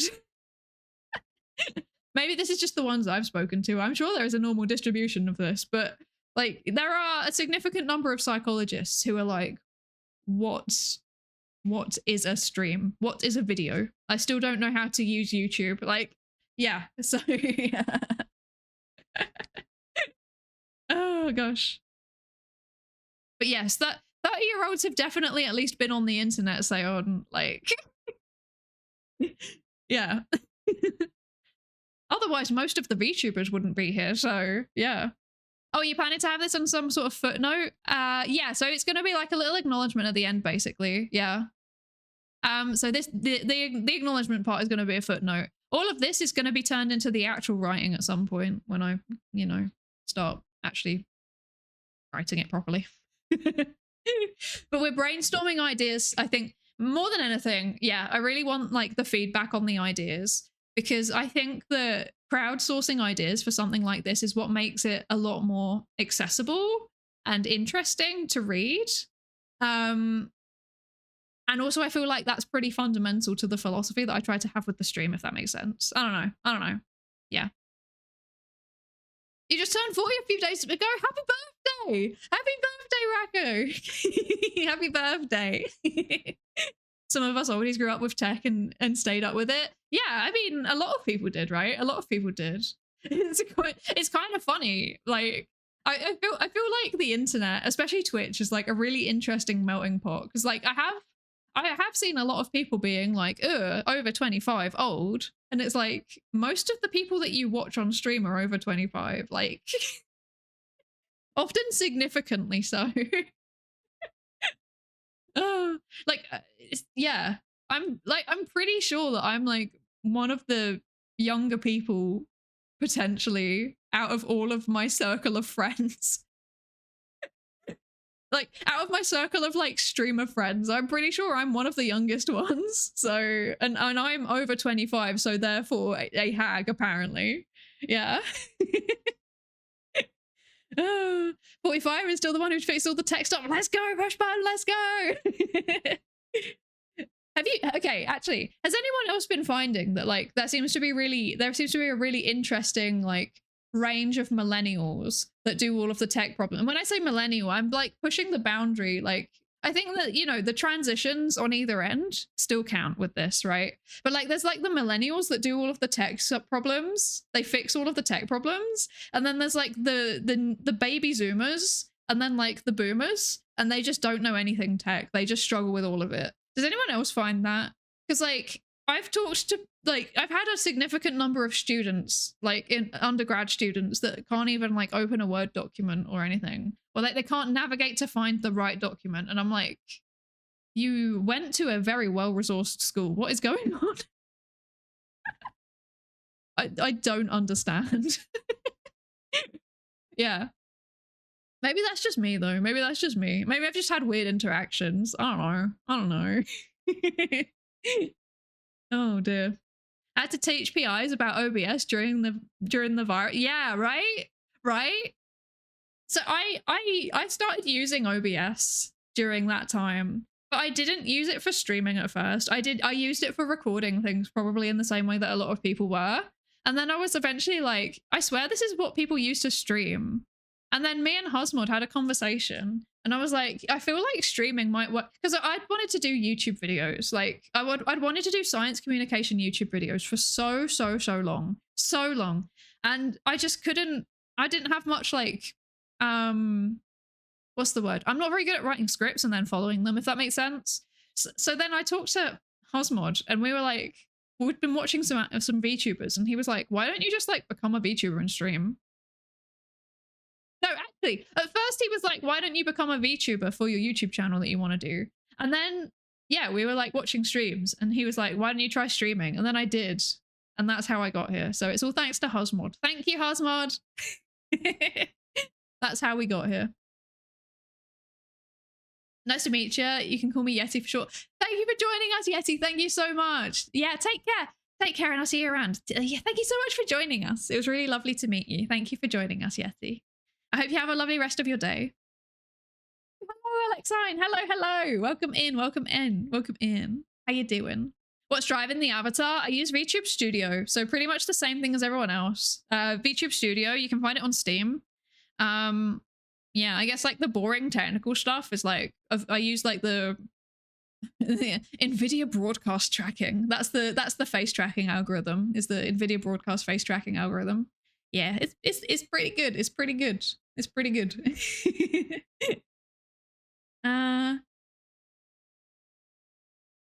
That was a sweet spot where you had to tinker with things and have access to YouTube tutorials, and after a point it got to where looking up dropped down. Yeah, right? I think I'm pretty much on the ball with OBS now. Like, I think I know how it works a lot of the time, but it does, the only thing that bothers me about it is that it has a tendency to just randomly crash. And I'm like, what are you doing? Like, can you not? I'm kind of trying to stream here, you know? It does it with recording as well sometimes. It's nothing to do with my hardware. I think it's just OBS just having a moment, you know?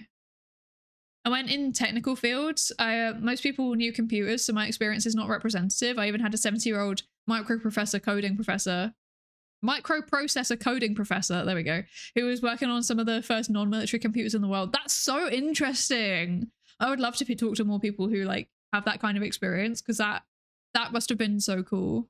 Like being at the forefront of that sounds so cool. 1.818 words per minute. Yeah, okay.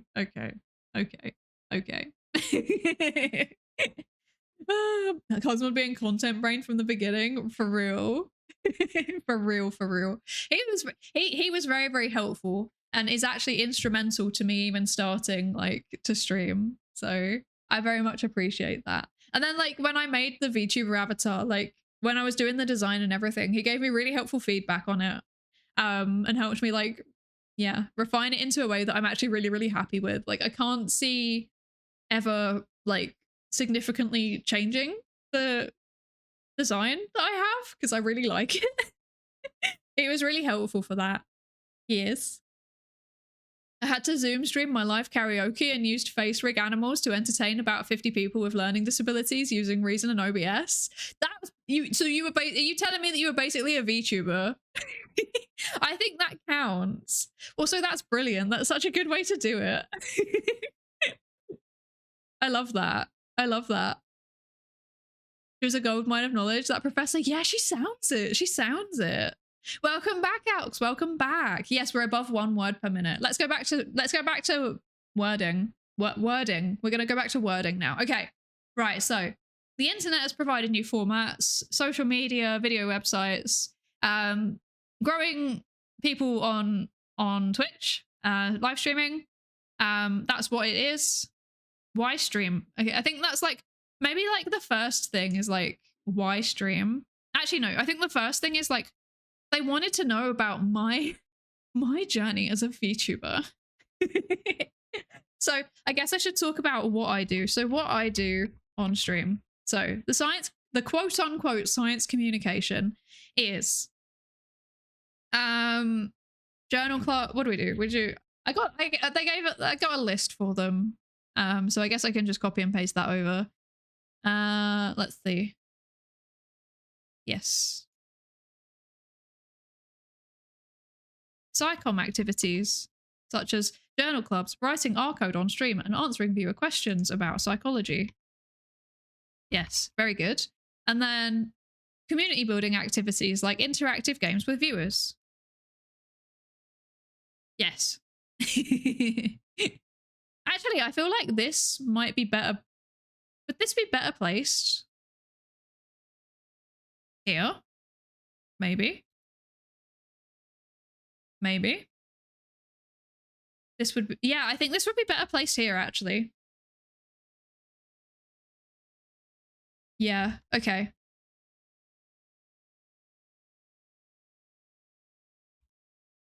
Yeah, okay.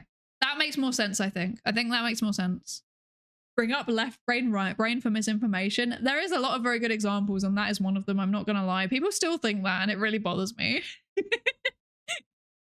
Okay. Let's see.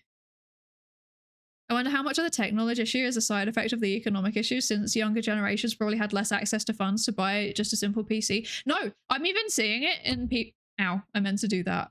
I'm even seeing it in like students who come from very well-off backgrounds. They've done everything on an iPad or their phones. They just don't know how to do it. Like, so I'd have to teach them. It's fine. I don't mind doing it. It's kind of fun doing that, but yeah.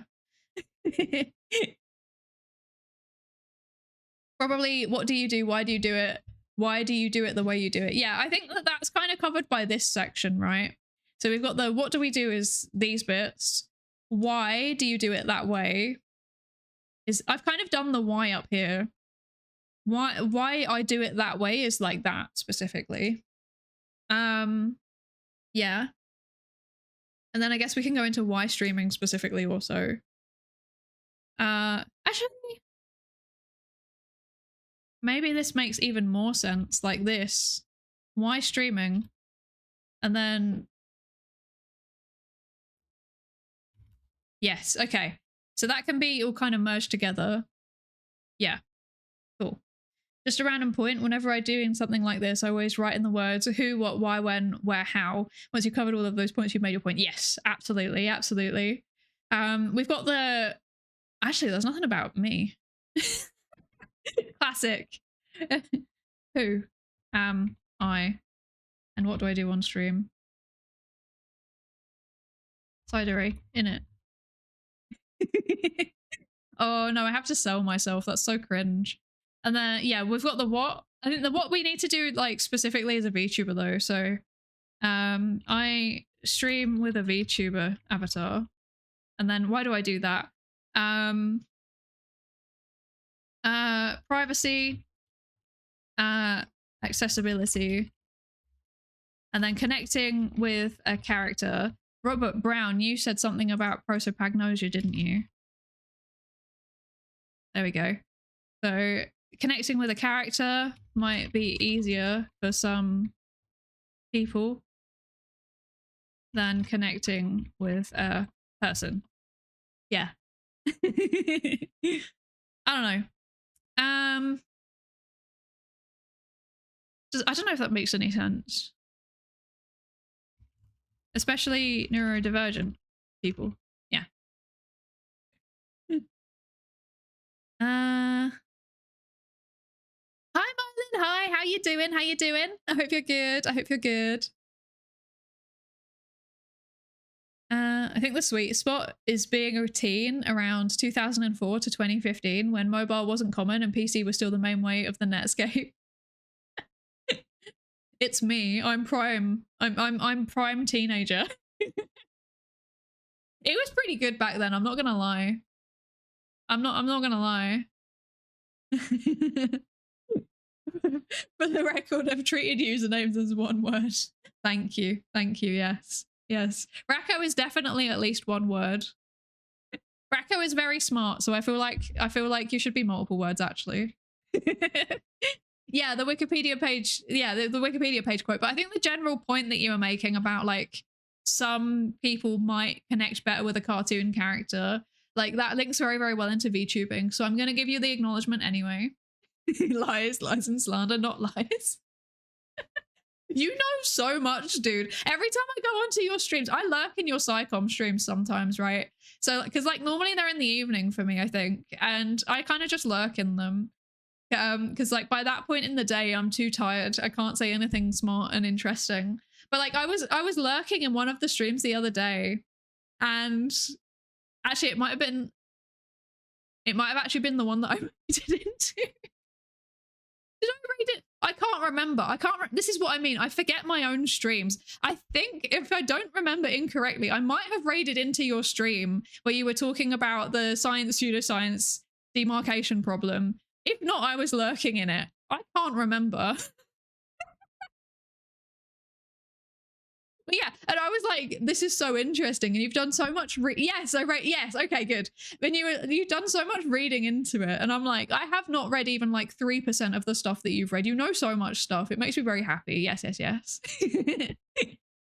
This is exciting. This is the article that you mentioned the other day. It is indeed. It's the one that I was just randomly asked to write for a publication of stuff. Yes, I haven't said what the publication is though, but I've said that it is a publication that will be read by scientists and also non-scientists, potentially, maybe, depends. Yes. Okay. So I stream with a VTuber, let's just say VTuber model. So for privacy, accessibility, I'm neurodivergent. So it hides my flatmates. Also, like, ageism, sexism, stuff like that. Yeah. If it makes you feel any better, I'm significantly older than you. By the time you're my age, you'll have read at least as much as I have at this age. I mean, true, but also I feel like I haven't read much stuff in general. It's a bit weird. It's a bit weird. Like, I even felt like that in terms of, I don't know, like even compared to people my age that are also doing PhDs, I kind of sit down with them and I'm like, how do you know so much? How have you read so much? I've read a lot of like specific stuff related to my PhD. I've not read much stuff in general about stuff.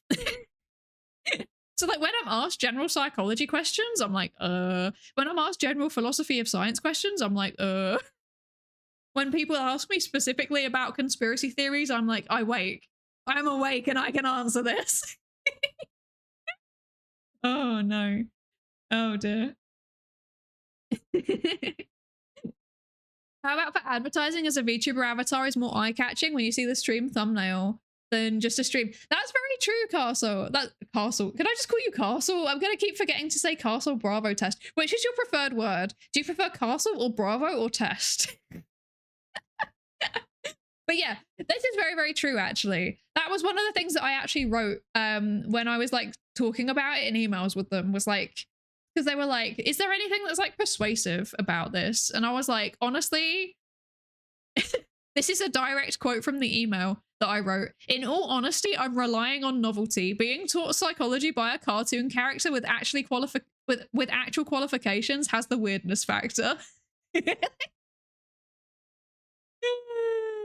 So I'm gonna put that in.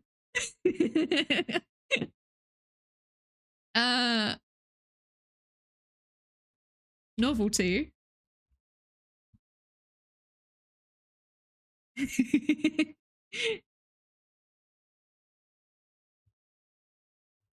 Has the weirdness factor and gets people to click. Honestly, kind of, I've seen that with some of my like YouTube uploads as well. Like some of the shorts, like a lot of the comments that I get on the shorts that have more views are like, oh, being taught about pre-registration or about AI by an anime girl, that's kind of weird and wacky. Wasn't expecting that today. I'm here for it though. So yeah. Yes. Sprunky and Skibbity Toilet are Gen Alpha memes. I've even seen it in ads in stores. Oh, that's terrifying. I'm not sure how I feel about that. I'm not sure how I feel about that. VTuber model lowers the intimidation factor. Yeah, I think so. I think so. I don't think I've actually put that anywhere saying that. Lowers the intimidation about learning science. Yeah, definitely, definitely. I think someone else has already said that, and I think it might have been Castle Bravo test. I can't remember. Yeah. I can't remember. Also, I'm gonna add you in too, Marlon. Yes.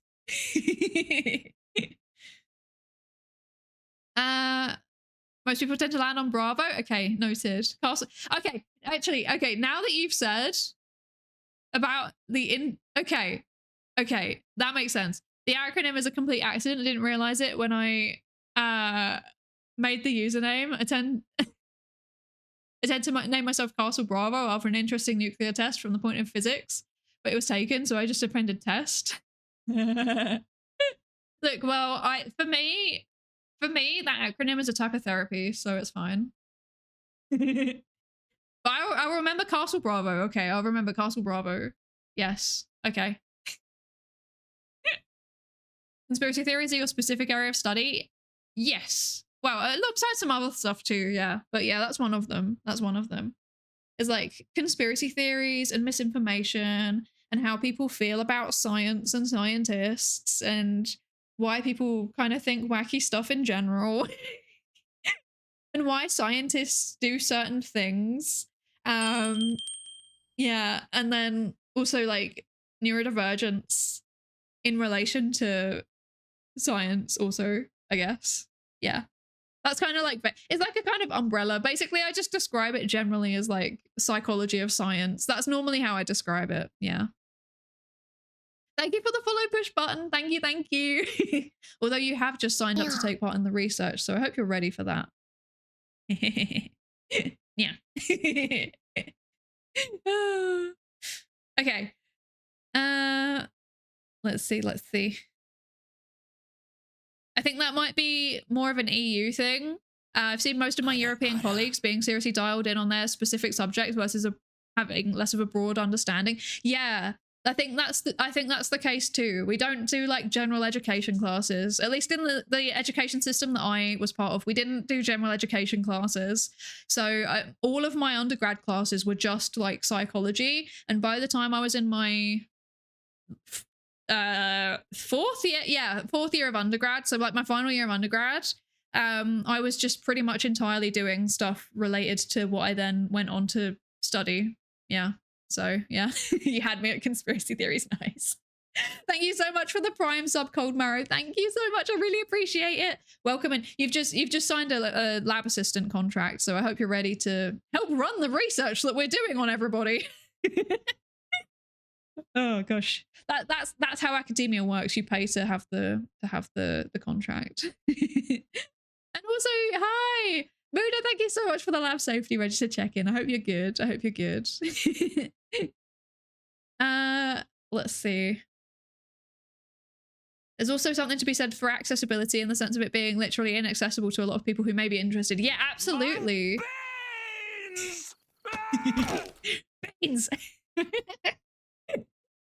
Flogan. How you doing? I hope you're good. Yes, definitely. The accessibility goes both ways. The accessibility goes both ways. So, and thank you for the follow, Castle Bravo. Thank you. Welcome in. So, yeah, it goes both ways. So, I think, yeah. So accessible for the streamer, and then also accessible for the audience. Anyone with an internet connection can, in theory, find you. Yeah. Because you don't even need to have an account to watch stuff on Twitch, right? Unless it's like marked as 18+ content. But otherwise, if you're not 18+ content, anyone with an internet connection can watch it. You don't need to be logged in. So yeah. Considering you have data on us, you could definitely use that for stuff. Yeah, I'm actually wondering whether I could use my viewer analytics to be like, look, it's been steadily growing over time. There's demand for this. I was actually thinking about doing that. That's a good idea. There is demand for this content.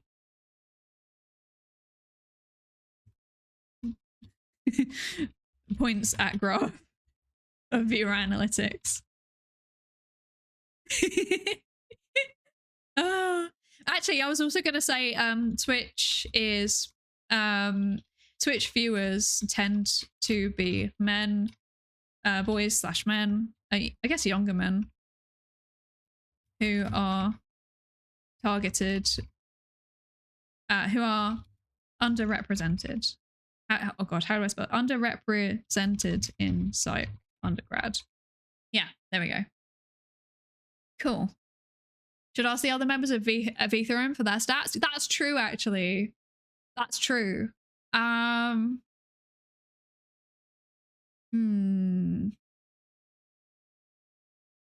could do, actually. Maybe also VTheorem. Yeah, because I have if I quickly YouTube Studio, let me have a look in my YouTube Studio. I think I have analytics on my main account for like who's watching my main account. So if I go analytics, audience, last year, the whole of the last year, I have, yeah, so I can see my audience is actually pretty evenly split. So this is actually really rare for VTubers, by the way. Most VTuber content is very, very heavily gendered for some reason, in the sense that like people overwhelmingly will have like female VTubers or like femme presenting VTubers tend to have very like man heavy audiences, and male presenting VTubers, masculine presenting VTubers tend to have very female dominated audiences. So I actually have a fairly even split. My split is 54% men, 43% women, and 3% non-binary or another identity. So that's pretty good, I think. I'm doing pretty good. But that's my YouTube audience. I also, the majority of my audience are 18 to 34. That's like 80% of them, basically. So I'm hitting the demographic that psychologists want to hit, because I'm both hitting a lot of dudes, but I'm also hitting a lot of girls. Like, it's fairly split. It's fairly evenly split. So yeah. Yeah. I wonder where my cat avatar was sat. I do wonder, actually. I wonder. Wasn't Z's like 96% men? Yeah, it's Z's audience is like massively skewed. Like, which kind of isn't that surprising, right? Because like we know that, like, yeah, women VTubers tend to have more male heavy audiences. We also know that physics is very, very heavily male dominated. So the fact that Syzygy's audience is 96% men or something like that is not surprising when you just look at the probabilities. But it's also like, wow, that's intense. That's intense. How you doing? May I ask you a question? Of course, you may always ask me a question. You are always welcome to ask all of the questions.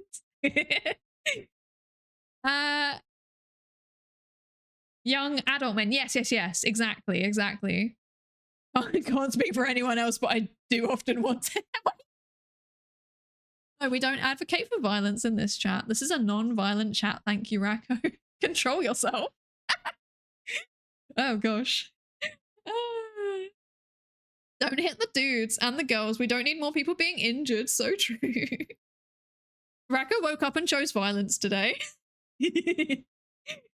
I stopped bothering to have a consistent gender once they did my French exams. They couldn't mark me down if there are no wrong pronouns. Oh, that's so true. That's so true. Oh, sorry. Let me scroll back up. My bad. That was me getting excited. There you go. You can do your words per minute now. Actually, no. I can do the word count for you. Actually, if you remind me. There you go. There's the word count.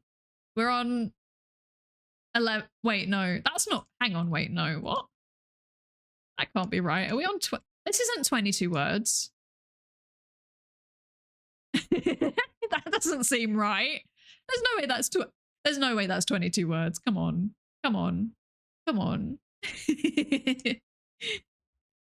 Oh gosh. We have 11 words. Surely not. AI is winning again. Thank you for the follow. Is it Zara Assad? Zara Assad. I hope I've said that right. I'm sorry if I didn't. Please correct me if I didn't. Yeah, welcome in. Thank you for the follow. I really appreciate it. I hope you're good. I don't know if that's Google Docs or Word, but either way, I hate those two editors with a passion. Burn them all. Overleaf all the way. It is Google Docs. I'm so sorry. I'm so sorry. Let me turn off the word count. Let's try this again. Okay, what was up with that? It's 306. Google Docs moment. We're bending space-time.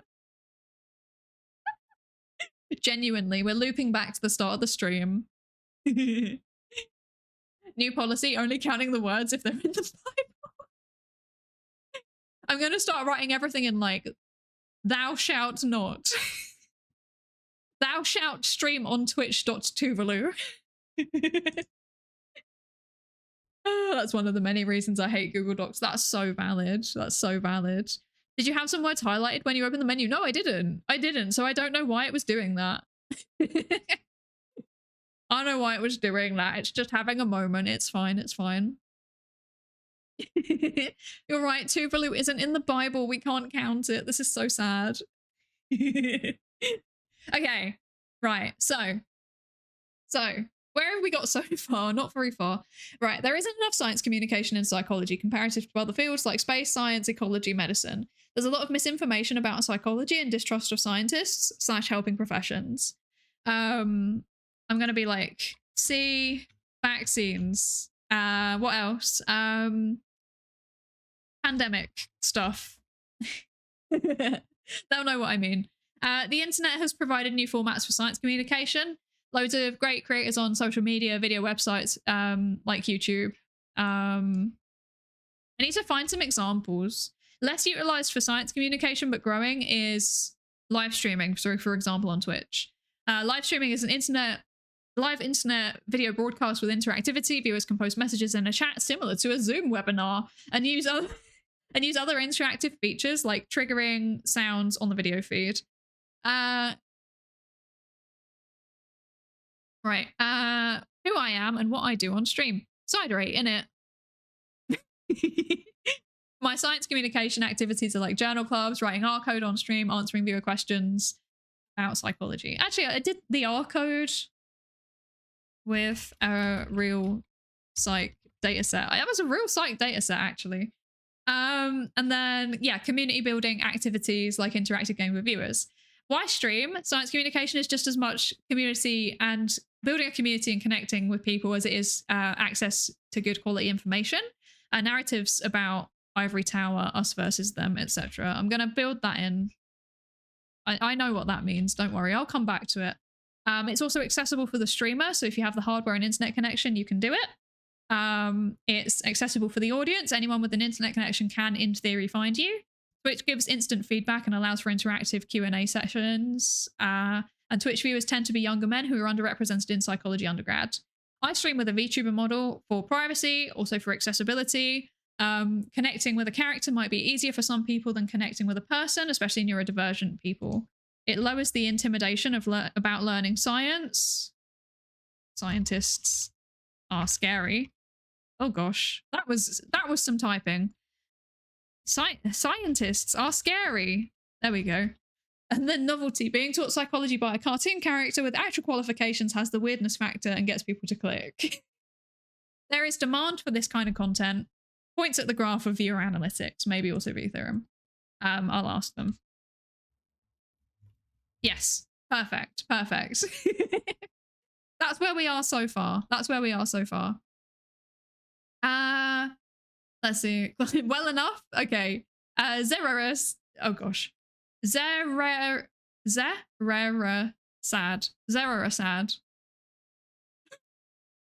I'll do my best. I'm so sorry. Let's see.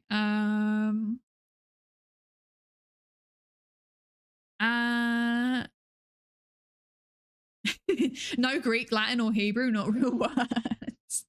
I need to rewrite the whole article in ancient Greek. You're right.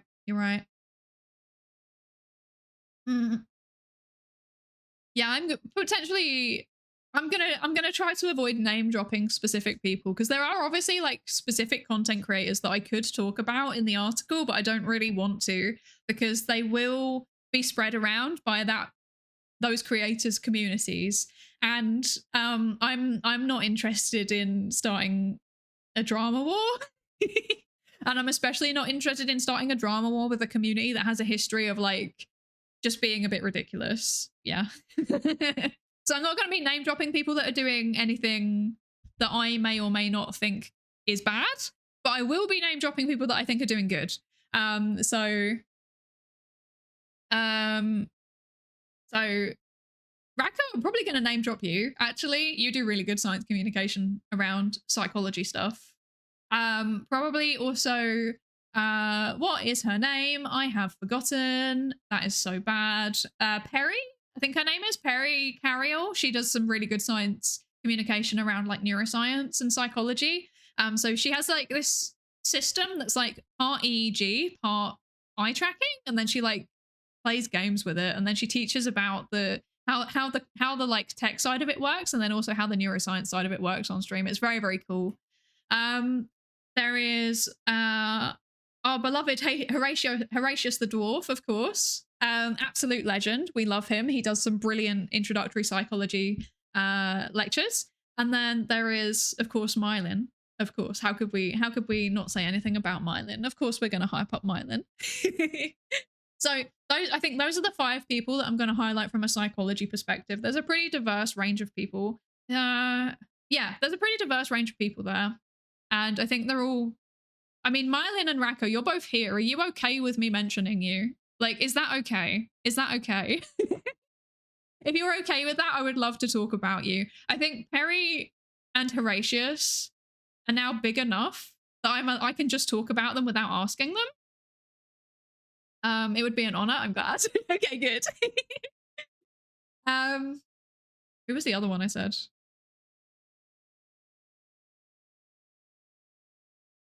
I'm completely forgotten.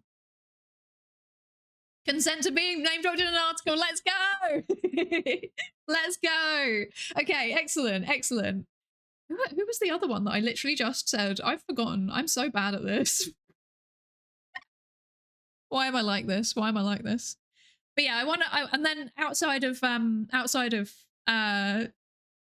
psychology, there are like so many good people that I can name drop. Actually, from a clinical perspective, someone else who's big I could name drop is Dr. Mick, actually. So I'll probably mention him too.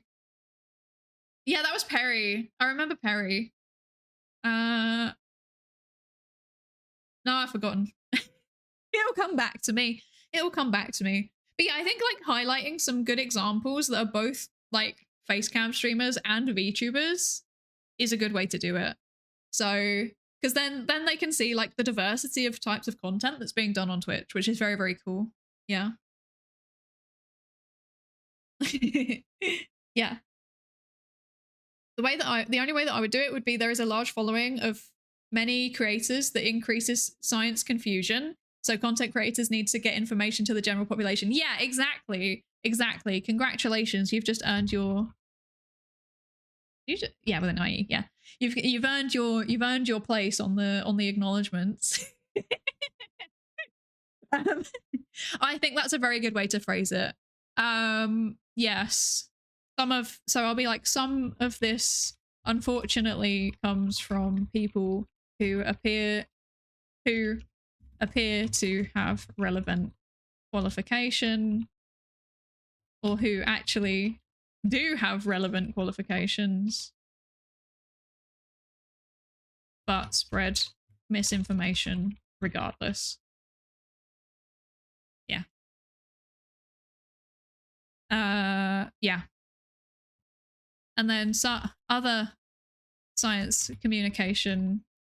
Actually, no, I think I'll just leave it at that. Yeah, I think I'll leave it at that. Got Gold Star, let's go. Yeah.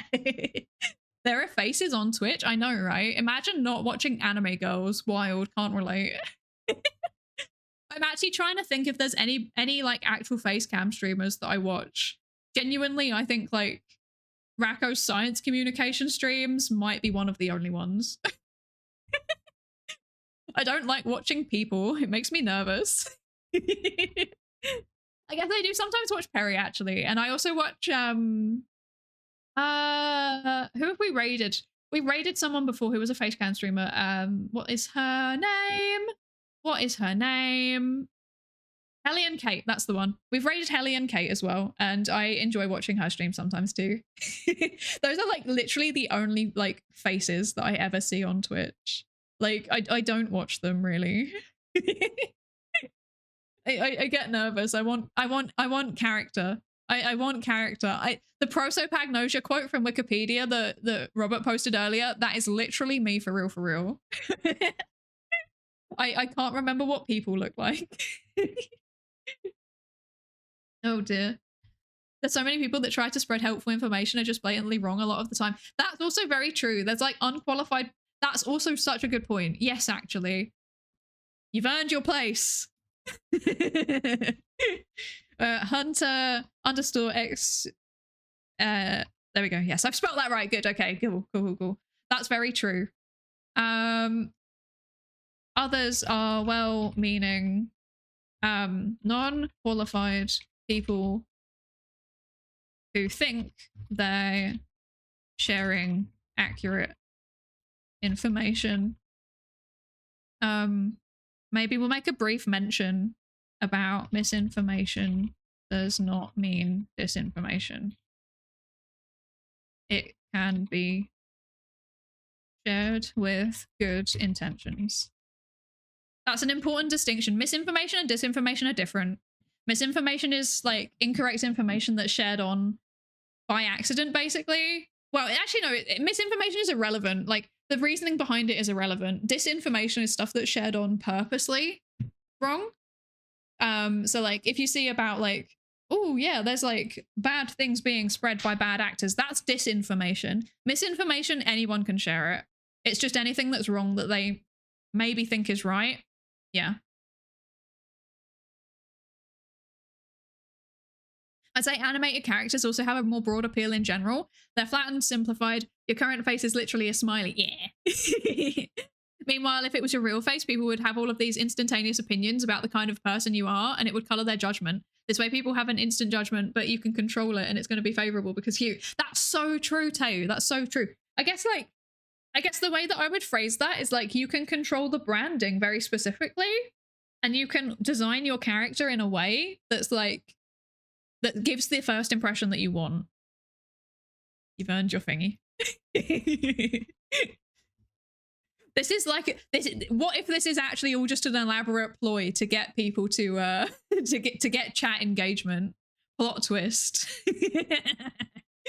It's not. I actually really want your feedback because it's super helpful. Because a lot of these things are ideas that I've had too, and I just was struggling to put them into words. And like, once we've got like the schedule, not the schedule, but like the draft written down, I can take that away and write it into something more formal, and then it will be like a community thing. I love that. I love that. Okay, so accessibility, control over the character, control over the character design. So control over the character design. You can have the first impression that you want, e.g. through art style, color. Yeah, we'll just leave it at that, I guess. I guess cuteness. Yeah, cuteness is relevant. And then also bonus effect of offsetting biases, e.g. ageism, sexism, etc. There we go. Yeah. Yeah. Reminds me of Adventure Time. That's on purpose. I love Adventure Time. It's one of my favorite series ever. Like, it's very, very psychological as well, I think. There's lots of psychology themes in it. It's very cool. Very cool series. But yeah, this is my Adventure Time themed model. Maybe one day I return to anime. Who knows? Who knows? Maybe one day I return to anime. Who knows? Could I be foreshadowing? You'll just have to find out. Who knows? Sounds fake. So true. I could be spreading misinformation right now and you would not know. Yeah, the anonymity is also nice for the separation from personal and self. Yeah, that's very true. Very true. I think that kind of comes under privacy in a way, right? Or I guess work-life balance. How would you? I guess, yeah, separation of professional versus content activities. But I guess actually it's also control over privacy. You can stay anonymous if you want. Separation over personal versus professional activities. Yeah, so it's like, yeah, it allows you to touch on topics you wouldn't otherwise. Very true.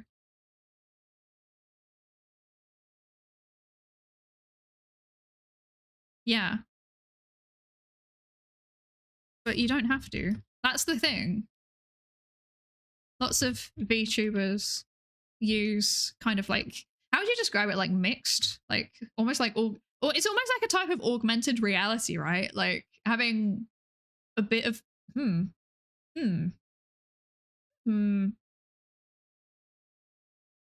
some, I guess hand cam streams, you could argue, are kind of a type of augmented reality sometimes, but not always. Not always. Lots of VTubers do a mixture of VTubing and, do you mind? VTubing and IRL. I'll make this make sense. The cheesiest of cake. Welcome in. What a great username. Welcome in. Welcome in. Thank you so much for the follow. I'm controlling myself to not do the cheese meme. I'm really controlling myself. I'm being good today. Thanks. You are welcome. It's a brilliant username. Can you really, pardon the strange sentence, include the exclusion of sexism, considering while you're on camera, it's not your voice that is still there, so the bias will still be at play? Yeah, I guess it's more, I guess my thinking was more about it reduces the biases in a way, because if I'm, maybe, yeah, I think that probably some biases are more relevant than others when it comes to VTubing, right? So obviously, like, how you look becomes basically just like irrelevant, like, because you can look however you want, but there's still going to be judgment around how you sound. And I think that's probably important to acknowledge, right? Like, it's probably important to acknowledge there's still going to be things like accent biases. So I'll change this to offsetting some biases, e.g. ageism.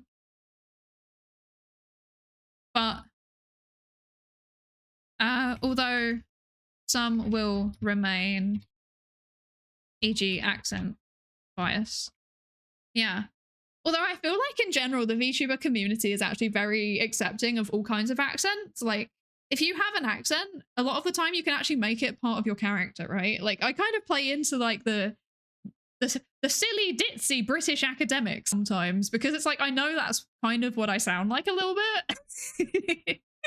and I've seen other VTubers like, here's a good example of this. I guess Rin Penrose plays into her accent a lot.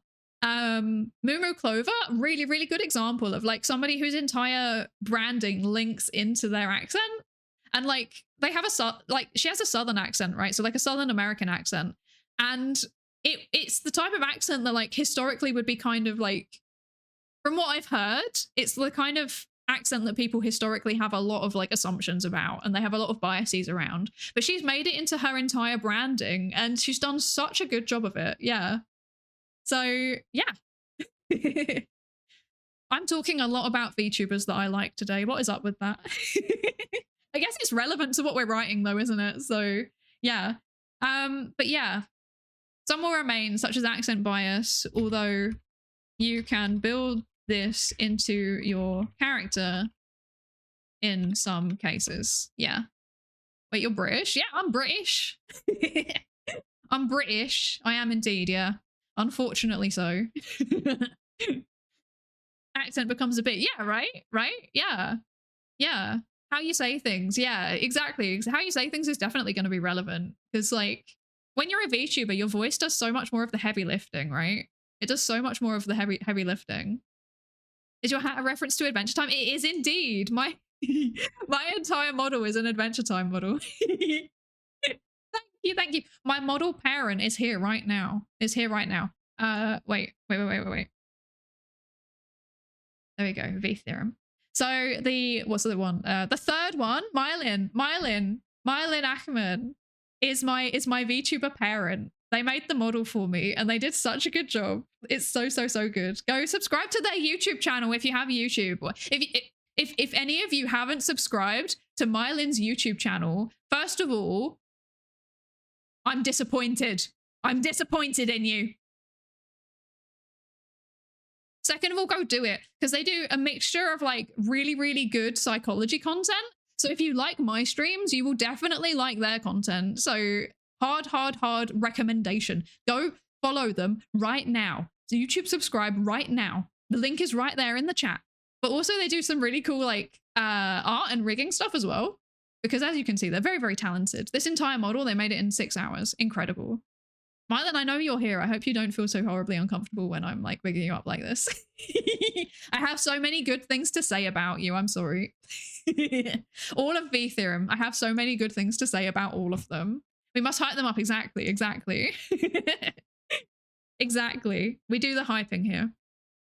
The thing is, right, this applies to V theorem, but this applies outside of V theorem too. If I find people that are doing good content and like content that I get excited about, I want to share it, you know? Because I don't know, it just makes me happy. It makes me happy. Like people that do entertaining content and also people that do educational content, and then also people that do both. There's so many talented people out there. I want to share all of them. I want to share all of them. I didn't know there were so many cool niche VTubers. This is awesome. Right, this is literally just the VTuber group that we're part of. So we're a group of independent science communication VTubers. So there's like me, I do like science, brilliant. Yeah. I do psychology. Mylin also does psychology. We kind of do different psychology of our content though, because Mylin's more like, Mylin, is it fair to say that your content is more like, it is also social psychology and like moral psychology and stuff like that, but it's slightly more orientated towards like fandoms. At least that's how most of it is, I think. And then you also do obviously statistics stuff. Whereas for me, I do more like meta science psychology, I guess. So like most of the stuff that I read on stream is kind of like the psychology of science, like scientists. I do a lot of reading around like open science initiatives and stuff like that, because that's, I don't know, I find it fun. Yeah, and then like things around policy and what else have I done? I guess I do a bit of cognitive as well, but then most of it is around conspiracy theories, because that's what my main research is around, is like why people believe conspiracy theories. And then yeah, there's also Phi, the neutrophil, who does like cell and molecular biology stuff. And then there's Syzygy, who does astrophysics and engineering and machine learning and space, basically space related stuff. Really, really cool. And then there is Nepenthes VT, who does horticulture and botany and entomology. Yeah. Plants. We have plants, we have space, we have people, we have cells and molecules. What more do you want? Incredible. So many of them. And then so many people outside of VTheorem as well, like educational VTubing or like edutainment VTubing. Like it's growing. It's growing so much. I've met so many cool people. There's like Rico, who comes into stream quite a lot. Rico Siempre, I think I'm saying that right, who's a nurse. There's Rye or Die, who comes into stream sometimes. She's a kind of clinical psychology and neuroscience type of thing, and like a little bit of immunology. Really cool. I think I found there's Faye. How could I forget Faye? There's Faye Drossera, who does like just kind of like fun science stuff in general. Fun, cool science facts. There's so many people now. It's really, really cool. Really, really cool. Makes me so happy.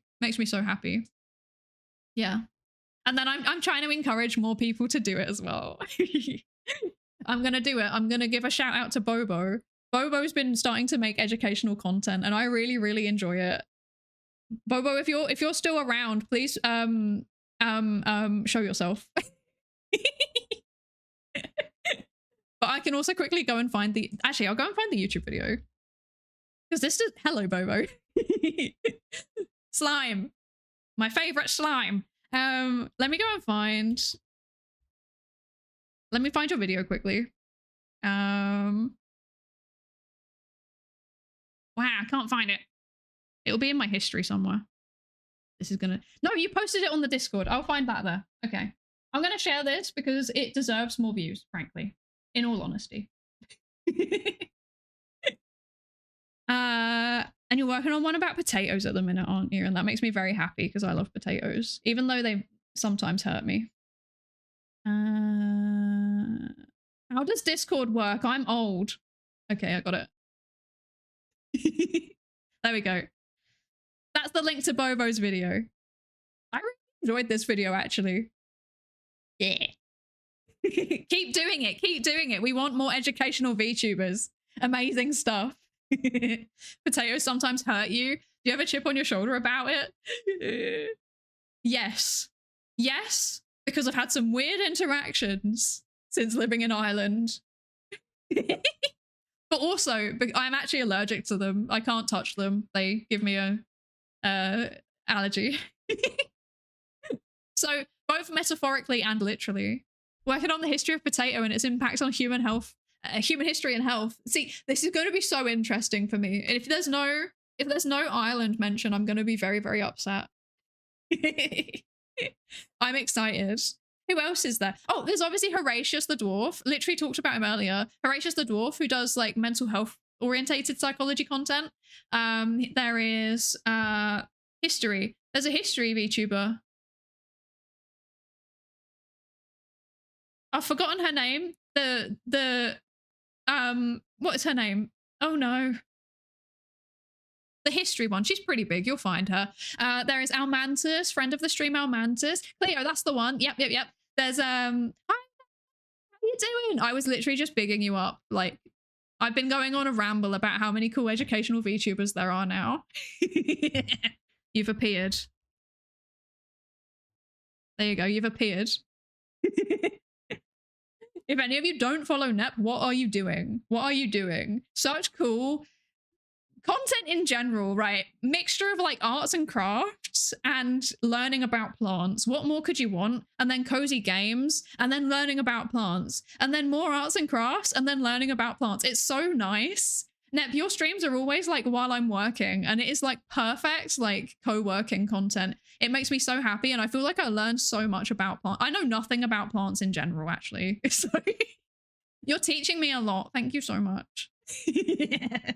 That's still plants, isn't it? So it still counts. Goodness gracious. Yes, Almantis. Yes, he's a former sociology professor. He is indeed. Classic. One day I'm going to remember to turn that off before I start streaming. One day I'm going to remember to turn that off. It's time for the daily pill ASMR. There you go. Can I say, okay, I'm really upset. I'm really upset because the other day I had a Rin Penrose clip recommended to me. And it was Rin talking about her health, which hasn't been so great at the minute, I've heard.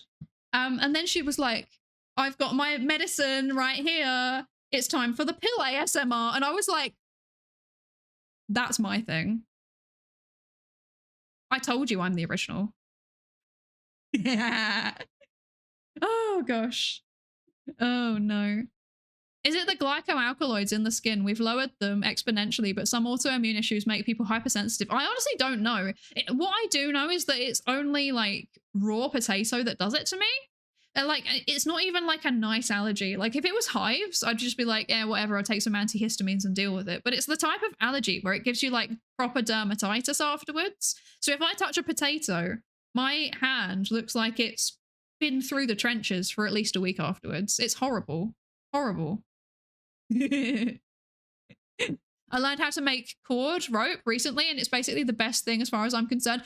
Yo, I've done that before. It's so fun.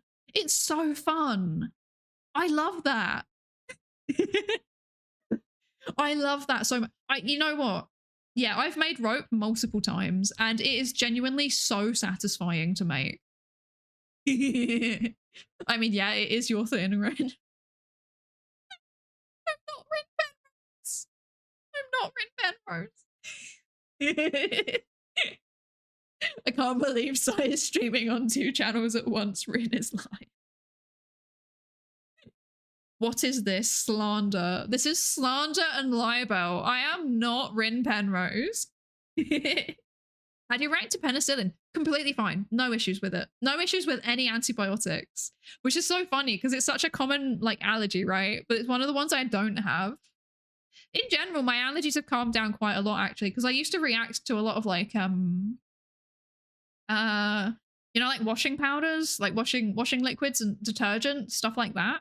I used to react to a lot of those, and I don't anymore. And then also I used to have I managed to cut an aubergine the other day, and I didn't have a really, really severe reaction. It was just a little bit. So that's not too bad either. Yeah. It feels so nice to braid it. It does, doesn't it? It does. It's so nice. It's so satisfying to braid rope. Hi, Direct. How you doing? How you doing? I hope you're good. And hi, Piffy. I hope you're good. Welcome in, both of you. Welcome in. Okay, I need to actually take my medicine. Hang on. It's common for people with a penicillin allergy to react to bulbs because they're so common on the surface. That's so interesting. That's so interesting. So like the bacteria that produces penicillin is common on the surfaces of bulbs. I didn't know that. That's very cool. Well, it's not cool. It's not good actually, but it's good to know. It's good to know. Hi, Ricky. Thank you so much. Ricky Source, thank you so much for the sub. Thank you so much for the sub. I really appreciate it. Thank you so much. You've just signed a research assistant contract though, so now you have to help me do my research. I hope you're ready for that. I've been lurking since the Nyanko raid and I absolutely love your stream. Thank you so much. I really appreciate that. That's really kind. Welcome in. Welcome to the lab. Welcome to the lab. What's your most controversial science take? Oh, that's a good question. Let me take my medicine. I'll think a second. Hang on. My most controversial science take is probably... I probably can't say my most controversial science take actually, because it's probably not a very... It's not a very stream friendly one. My second most controversial science take is probably that the majority of science in Europe is publicly funded, and therefore I don't think that sharing the results and materials and stuff, so like open science generally, like open science in terms of open data and open materials and stuff like that, and then also science communication and public engagement, and you know, like citizen science, like getting people involved in data collection and getting and like participatory research, getting people involved who with lived experience of conditions, for example, getting them involved in the research about their conditions. All of those things, given that so much research in Europe is publicly funded, I don't think that that's an optional. I think it should be, I think it's like morally required, to be honest. Like, as far as I'm concerned, publicly funded research is a public good, and therefore the results of it should also be a public good. So if there's like loads of stuff that we're not doing, not that we're not doing, if there's loads of stuff that we're not clearly explaining to the public, I think that we are not giving them good return on investment in a way. Because if they're paying for things, they kind of have a right to know about it. In the same way that, like, you know, a lot of public bodies in Europe, so like, for example, like, I don't know, like, say, for example, like departments that focus on housing or departments that focus on health, they make a lot of like aggregate data publicly available. We should be doing the same thing in science, to be honest. The only exceptions should be where it's going to potentially affect people's privacy. So, for example, like health data, a lot of that just can't be made public. A lot of psychology data can't be made public. Not because we don't want to, but because it's dangerous for them to, for individual people. They might share things that they can't, that can't go out into the public domain because they're sensitive, right? The other exception, I think, would be where there is a very, very strong potential for it being misinterpreted and misused. I think that there is that's a risk with any kind of any kind of data, any kind of science. There are some things though that can just straight up be dangerous if they're put in the wrong hands. Yeah. So yeah, those are the two kind of things. Basically, if it's like in the public good, it should be in the public domain when it comes to publicly funded science. But a lot of people don't bother. They just kind of get the grant, do the research, publish the papers, get the next grant. And it's like, I don't think that's sustainable. And I think that's probably a big reason why so many people feel negatively towards science and especially academia. Obviously, it gets even more complicated when you start thinking about how the private sector links into this. But yeah, that's a whole rabbit hole that frankly I don't actually know that much about because I've never worked for a for-profit company in a science capacity. You know, I've worked in like retail and hospitality capacities, and I did not enjoy those experiences. But yeah, I've never worked for a for-profit science company, so I don't know anything about that. Hi, Akima, how you doing? What are we researching? We're not researching anything today. I've been asked to do an opinion piece thingy type of thing. So I've got a thing to write. I've been taking feedback from what people's ideas, basically. I've been crowdsourcing some ideas And I've also been crowdsourcing like feedback on my ideas. And this is what we've got so far. We've got a fair bit actually. I used to work as a community developer and I loved it. Right? It's such important work, to be honest. That is such important work. And I feel like it needs to get more attention, actually. Because it's so central. It's so central to what we need to do. If the public paid for it, the public need to have ease of access and it shouldn't be behind a paywall. Publicly funded research is desperately needed. ESP should have ease of access. Exactly, right? Exactly. I don't understand why there's so many like barriers in the way. Well, I do understand. It's because money, isn't it? But yeah. Science journals costing so much is not helping anyone but the companies. Exactly. And I don't even think that like saying like, oh, science journals bad is even a spicy take at this point. I feel like that's a relatively neutral take now because so many people are starting to become aware of the fact that they are literally just for-profit companies. Yeah. Not great, to be honest. And yeah, that's also one of the reasons why I refuse to do peer review. Like every time that they offer me uncompensated peer review options, I'm like, I'm not doing it. I know. I tell them, if you're not compensating me for this peer review, I'm not going to do it. Because that's like my own little mini protest, I guess, my own little mini boycott. I don't think that we should be reviewing papers for free for journals that then get a massive profit off it. But I guess that is also a spicy take. That's also a kind of spicy take, I guess. Yeah, you do have to de-identify personal stuff. Exactly. And certain things in my field could be extremely dangerous with regards to ease of changing certain genes with certain organisms. Exactly, yeah. Changing genes, like even the stuff that I do about like misinformation and conspiracy theories, like, I don't know. It's some of the stuff that I've read and has had open data and stuff like that. I'm like, should we be like, this could be reverse engineered. You know, like some interventions that I've read, which have quite significant impacts on reducing belief in misinformation, can be very easily reverse engineered to increase belief in misinformation. And that makes me nervous. It's always like a one sentence in the discussion section, like, oh yes, there is a risk that this could be reverse engineered, so it's even more important to do even more research on it. And it's like, I'm scared. I'm not sure that you should have published this in the way that you did, but okay. Yeah, I don't know. Sharing research data is sure complicated when it comes to public interpretation. It really is. And like, I mean, there's things that you can do. You can attach like say for example, if you have a repository with like with information about your, what?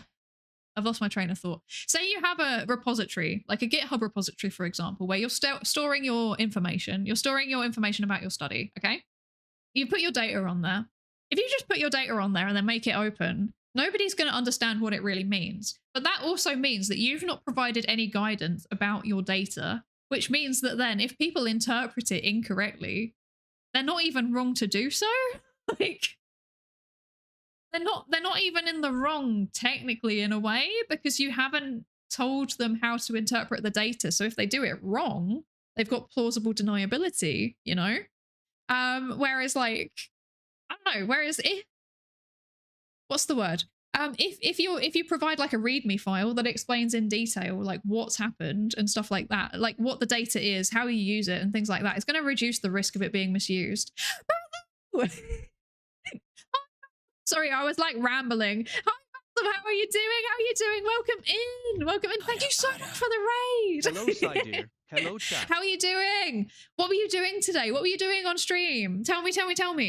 Shout out for you. Everybody, please go and follow Basil. Basil has been like here pretty much since the beginning, I think. Like, I can't remember if, well, actually, you've been a subscriber for 16 months. Thank you so much for the resub. Thank you so much, Basil. Follow Basil. I've managed to catch one of Basil's streams so far, and you were doing like, I was lurking. I don't think I even told you I was there. But I was there. I saw what you were doing. You were doing like microscope. We'll get there eventually. Microscopy. There we go. If you want to see VTuber doing microscopy, go follow Basil. Go do it right now. Go do it right now. I'll be disappointed if you don't. But yeah, how are you doing? How is your stream? How are you doing? I hope you're good. I hope you're good. I was playing Helldivers with a friend today. That sounds so fun. That sounds so fun. I've never played Helldivers, but everyone keeps telling me that it's very, very fun, you know? I keep meaning to check it out, and I don't get around to it. But I know it's got bugs in it. Scary bugs. Maybe they're friendly. Maybe we need diplomacy with the bugs, actually. Doing well, had a good time. I'm so glad. I'm so glad. Yeah. If you need to like go and, you know, have a rest, get away from the PC, get some food, stretch, absolutely. Please go do that. Please, please, please go do that. But obviously, as always, you're always so, so, so welcome to stay. Thank you for joining us. Thank you. I really appreciate it. Only good bug is a dead bug. No, I believe in bug diplomacy. I believe in bug diplomacy. It's like the biologist doing gain of function research on potential bioweapons to make sure they know what's possible. Yeah, right? And it's like, we don't really want certain aspects of that getting out because that's scary and that could be turned into a... that could be turned into a weapon, and that's not ideal. That's not ideal. It could be used against people. Yeah. Yeah, pollinators would like to have a word. Exactly. Nep would also like to have a word. Nep, don't you eat bugs, though? Don't you canonically eat bugs? Hang on a second.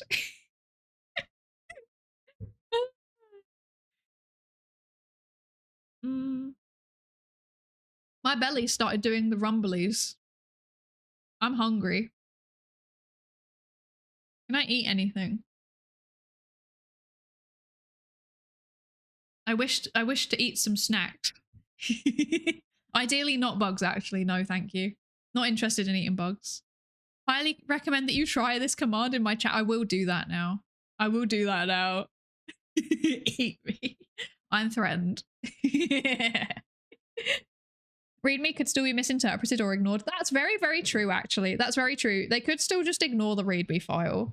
I wish all of your research to be interpreted only as intended or otherwise objectively. Thank you. This is what every scientist wants. We want all of our research to be interpreted correctly, you know? A little treat. I do crave a little treat. I think Husband might be bringing me a little treat. How exciting. There's a can of beans right there. There's some sweets. There's some... No, I don't want sweets. Husmod is a good Husmod. He's bringing me food.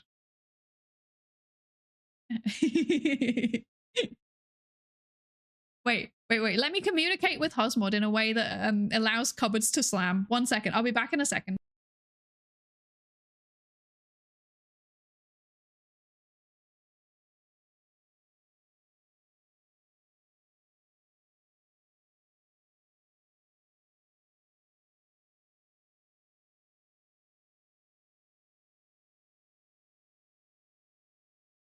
Yes, beans on toast. I would have loved some beans on toast. I'm not gonna lie. I would have loved some beans on toast, but we don't have any. I've got crisps.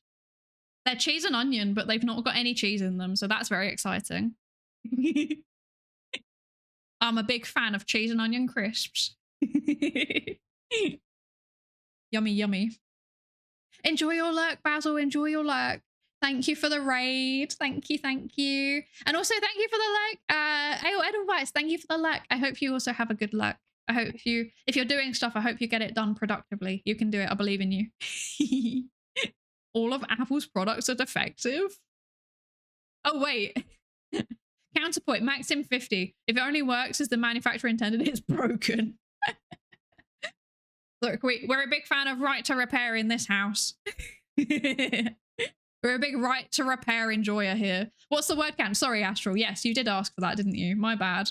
We're on 451.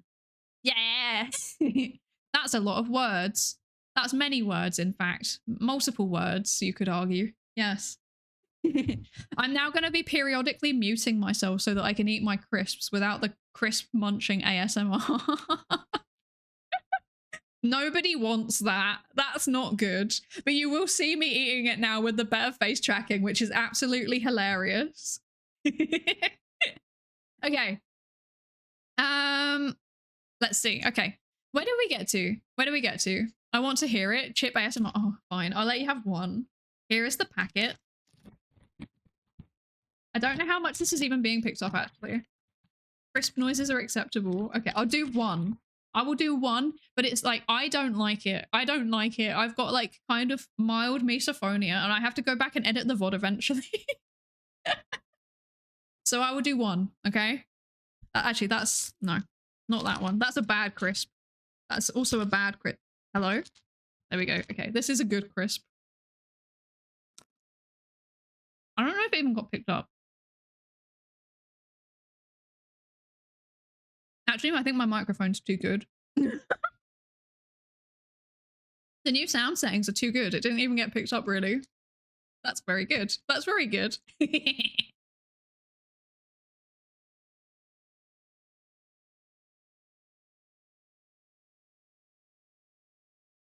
That's very funny to watch. Adventure Time character munching on crisps. Oh dear. Okay. Okay. Right. So. Now I've got crisp mouth. Oh dear. Oh dear. Now I drink water. Okay. So. Actually, I'm not gonna lie. I always see. Okay. Right. This might be weird, but I feel like every time that I ever see a clip of like someone reacting to anything, they're always eating. So like I've seen like reaction clips from like Iron Mouse, and then like, you know, the ones that do the rounds, you know, like XQC and Asmongold and stuff like that. And I swear every time they're always eating. Why? Is it just like easy content to put on while you're eating? Is that what it is? I would just BRB. I would be too nervous. Like I've said like, BRB, I'm going to take 10 minutes to go and eat my food now. I would rather just BRB.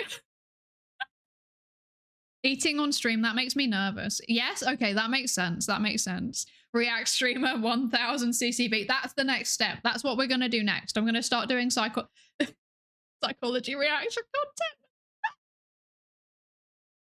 Actually, low-key, I would actually do it though. I would do it. If there was something interesting that I can add. That's my only stipulation. I'm not going to ever just do like reaction content like, oh, let's watch Daily Dose of Internet.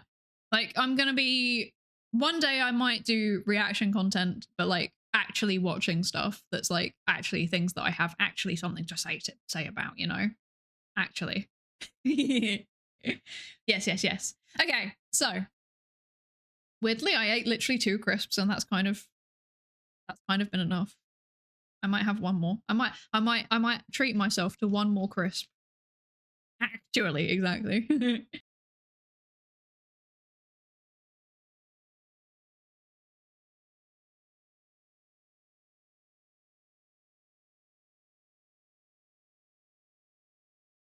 I have ingested the crisp. The cheese and onion crisp. Okay. So. What was I going to do? What are we going to do? I was going to keep reading this. Right, so we've got stuff about why stream, and we've got stuff about why VTuber specifically. I'm going to say actually additionally about the character design, you can theme your character. You can theme your character / model around what you're communicating. This could be a consistent character design, as in my case, or it could be that you use different characters depending on what you're communicating. So, for example, brain when doing neuroscience. What else? Tell me if this idea is cursed. Developmental psychology, but you're a baby. Bi is a really good example, actually, yes. Not cursed? Cursed? Okay, 50-50. Thank you for the follow, Myriad Minds. Welcome in. Welcome in. Very good username. I like that. Welcome in. Thank you for the follow. Need more context? So like teaching developmental psychology with a baby avatar, like a VTuber avatar that's a baby. Cursed, but also funny. How realistic is the baby? I'm imagining hyper realistic, actually. Cursed, okay. Imagine hyper realistic baby. Very cursed. Okay, cartoon baby then. Cartoon baby. Yes. I'm imagining like those dolls. You know the dolls that they give to like kids? That, but like the mouth moves and stuff as it talks. Oh no. Wait, do you remember, does anyone else remember that like that thing from Toy Story, right? The first Toy Story. Then it's like a doll, like a baby doll head stuck on like a spider body. Does anyone remember that? Imagine that. Imagine that. Incredible. Cabbage Patch. That would be amazing. That would be amazing. I'd make a model of that. Oh my gosh. There's so much potential though. In general, VTubing gives you so much potential. Like, yeah, brain, if you're doing neuroscience, okay. What are other psychology examples that aren't cursed then? Apparently baby, I'm going to put it in anyway. Baby doing, baby with neuroscience. Baby when baby when developmental psych. I'm sticking with this bit. I'm sticking with this bit. Oh, excuse me, goodness gracious. That's the first time I've ever burped on stream. That's so sad. I apologize. I was doing so well. It's time to leave. Goodbye. Goodbye. It's the crisps. I apologize. Oh dear. It's taken a whole year and a half, but it's finally happened. There will soon be a sneeze or a cough. Eventually it's going to happen too. I'm planning on taking a psych module for my degree next year. Let's go, Asperger's! Let's go. Amazing. I love that. I love that. Is it like an introductory one or is it like something specific? That makes me very happy. Z stress. Yeah, Z's a very good example. See, I was trying to think of psychology examples though that you could do. I guess if you're doing like animal behavior, you could be an animal. Animal when animal behavior.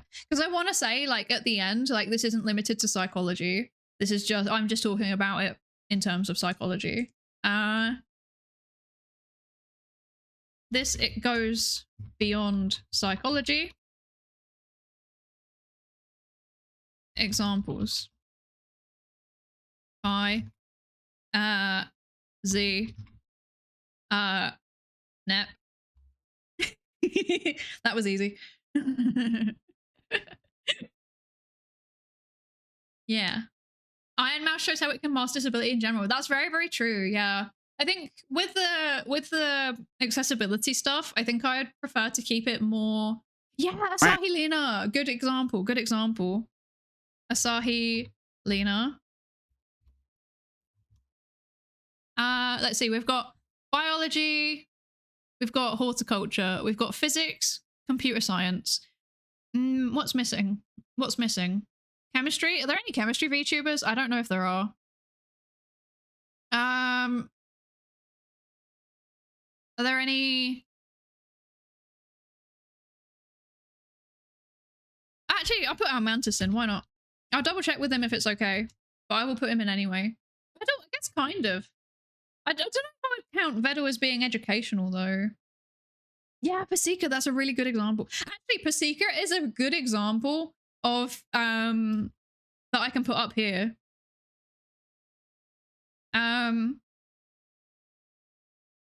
Mention Pasika. Yeah. Yeah, because Pasika does some stuff around like primate behavior, so that's a really good example. Are there any bio VTubers? Yeah, I mean, Phi, obviously. I feel like there's more, but my brain is melting. I've been streaming for too long.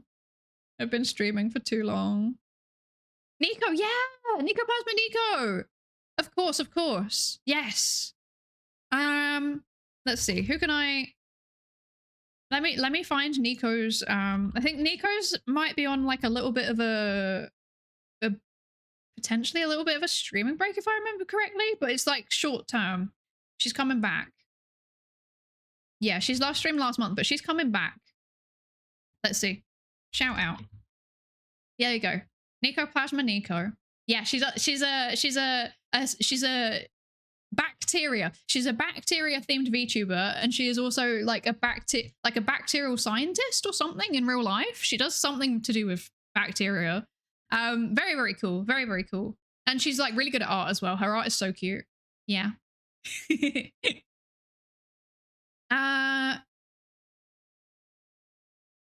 Yeah, it's very cool. Very cool.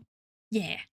There's probably, the thing is I think there's probably more on YouTube, but I forget about YouTube, you know, because it's not my main platform. I sometimes just forget. I'm sorry. I'm sorry. So sad. I'm terrible. Yeah, her model is really, really, really cute. Really, really cute. Also Bobo, obviously Bobo. What am I talking about? Bobo, you count. Bobo, you count. How could I forget? You're literally right there.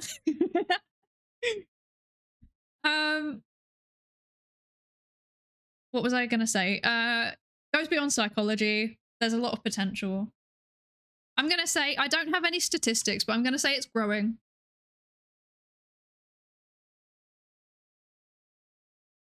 I'm gonna say educational VTubing is growing. Educational VTubing is growing. Source. Trust me, bro.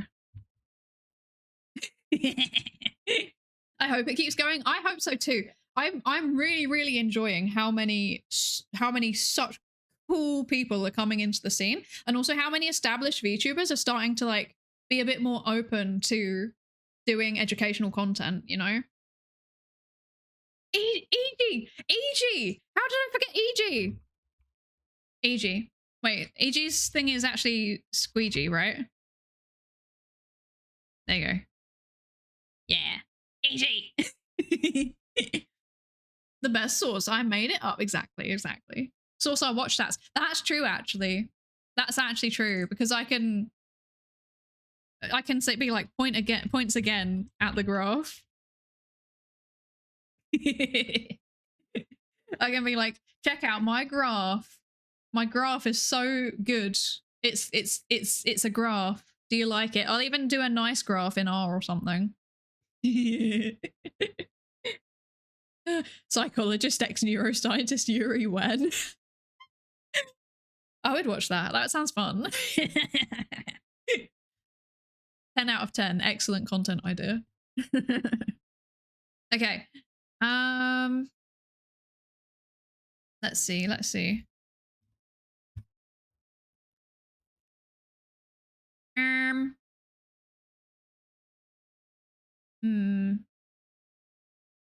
I'm thinking.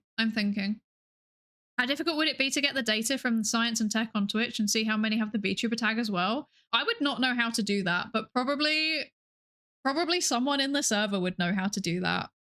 There are multiple people that know Python. You can definitely use Python to scrape the Twitch API, so that's definitely possible.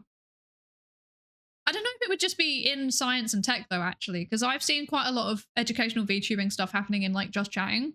So I don't think that's it, if that makes sense. Yeah. I think it would be, yeah, I think it would more have to, I think you'd more have to be able to classify individual VTubers as educational or not, and then maybe collate all of their stats, which I know you can. There's a Twitch API R package. That's amazing. Okay, perfect. Excellent. So what we can do is we can collate the details of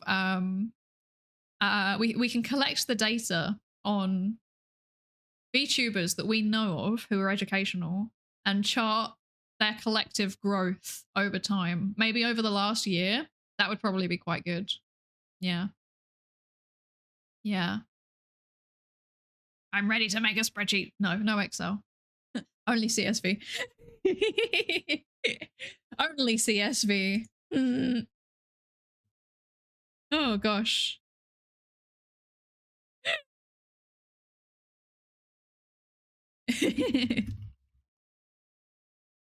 Okay. So they're getting better at using Excel. I refuse. I refuse. I refuse.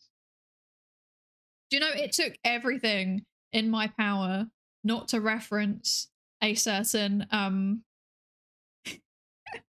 a certain case in psychology which has happened recently involving Excel and potential data fraud / manipulation. It took everything in my power not to reference that on Twitter yesterday. But I didn't because I'm scared of getting sued. We don't want to get sued. That would not be ideal. So we're not talking about that, but we all know who it is. And if you don't, oh, you don't? Oh, let me, wait, where are you?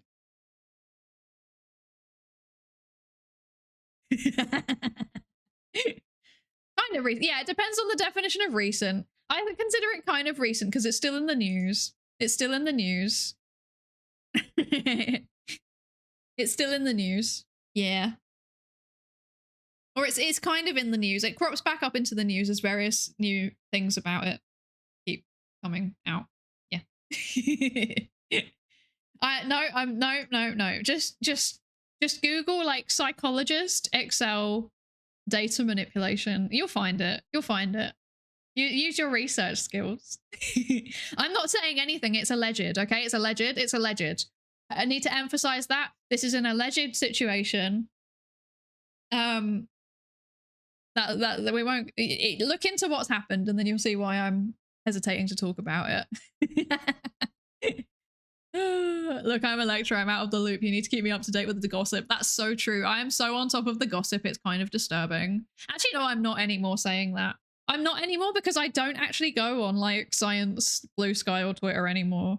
Apart from the stuff that I follow on my VTuber account. Like I don't have like personal things. I think that narrows it down in my mind, if I'm honest. Yeah. You got it. Oh gosh.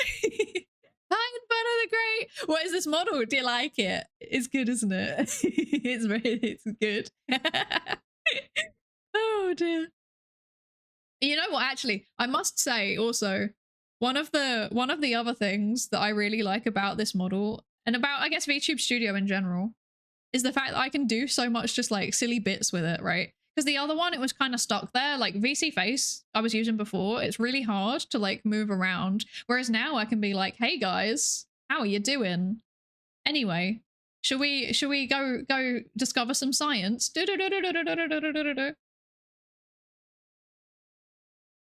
Oh, the science is over there. Oh no, the science is over there now. This is very fun to me. This is very fun. I'm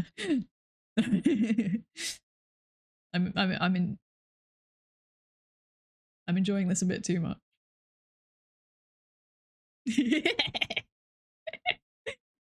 Oh dear. Oh gosh. Scooby-Doo, yeah, right. And imagine if you had doors that you could run through and then you would just be like, oh, I got stuck. The bit was ruined. This is so sad. Can I go this way? No, I can't. I can't go this way, but I can go this way. Why? What?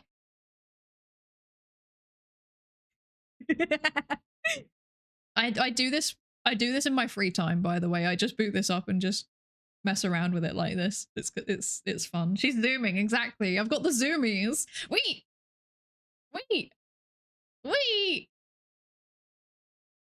Please help. I'm losing my mind.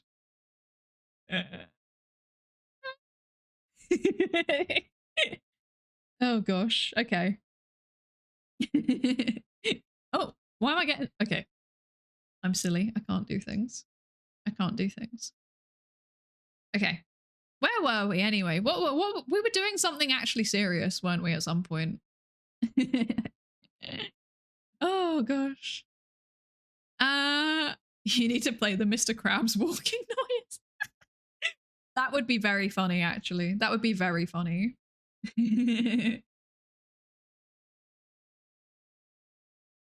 Okay. So let me just quickly see if there's any key points that I was asked to hit on that I haven't hit on with this so far.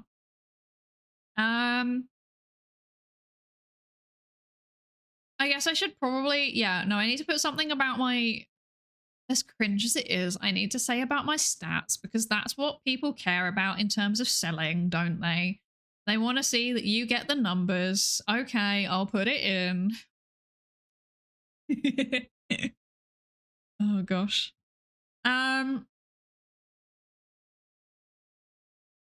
Let's see. Oh yeah, we can also so part of the things that I was thinking, I'm gonna add a citation to, what's that archaeology guy, minute something, mini minute man, something like that. That guy. I've been watching some of his Mini Minute Man, that's the one. I've been watching some of his lectures about science communication. Weirdly, I actually don't really watch his videos, but the lectures he's been putting out, yeah, he's so good. He's so good. I think Bobo was the one that told me about him. He has been doing some lectures, and one of the things that he's been arguing is that, like, the reason why okay, obviously the facts that, like, you know, there's cognitive factors as to why misinformation spreads, and also algorithmic reasons. But that aside, one of the reasons why there is just more, just a fair amount of misinformation. There is not more misinformation than real misinformation. Okay. No, wait. Words. Bleh. There is not more misinformation than accurate misinformation, necessarily. The studies around that have been very, very mixed. But one thing that he has argued is that a key way to just basically to crowd out the misinformation producers is to have more people producing high quality content, because good quality information, you know, accurate information, the reason why there's less content around it is because it takes so long to make, because you need to, like, verify your sources, you need to, like, cross check, make sure you're not saying anything wrong, stuff like that. Whereas misinformation, you can just churn it out. You can just churn it out. So his argument was basically that if we do, like, if we get more people involved in science communication, then even though it takes longer to do, the sheer fact that there's more people doing it means that it will start to crowd out the misinformation, which is easier to produce. That was vaguely his argument, which I'm not 100% sold on it, but I think it's got something to it, you know? So that was something that I was going to put in there and cite him for, was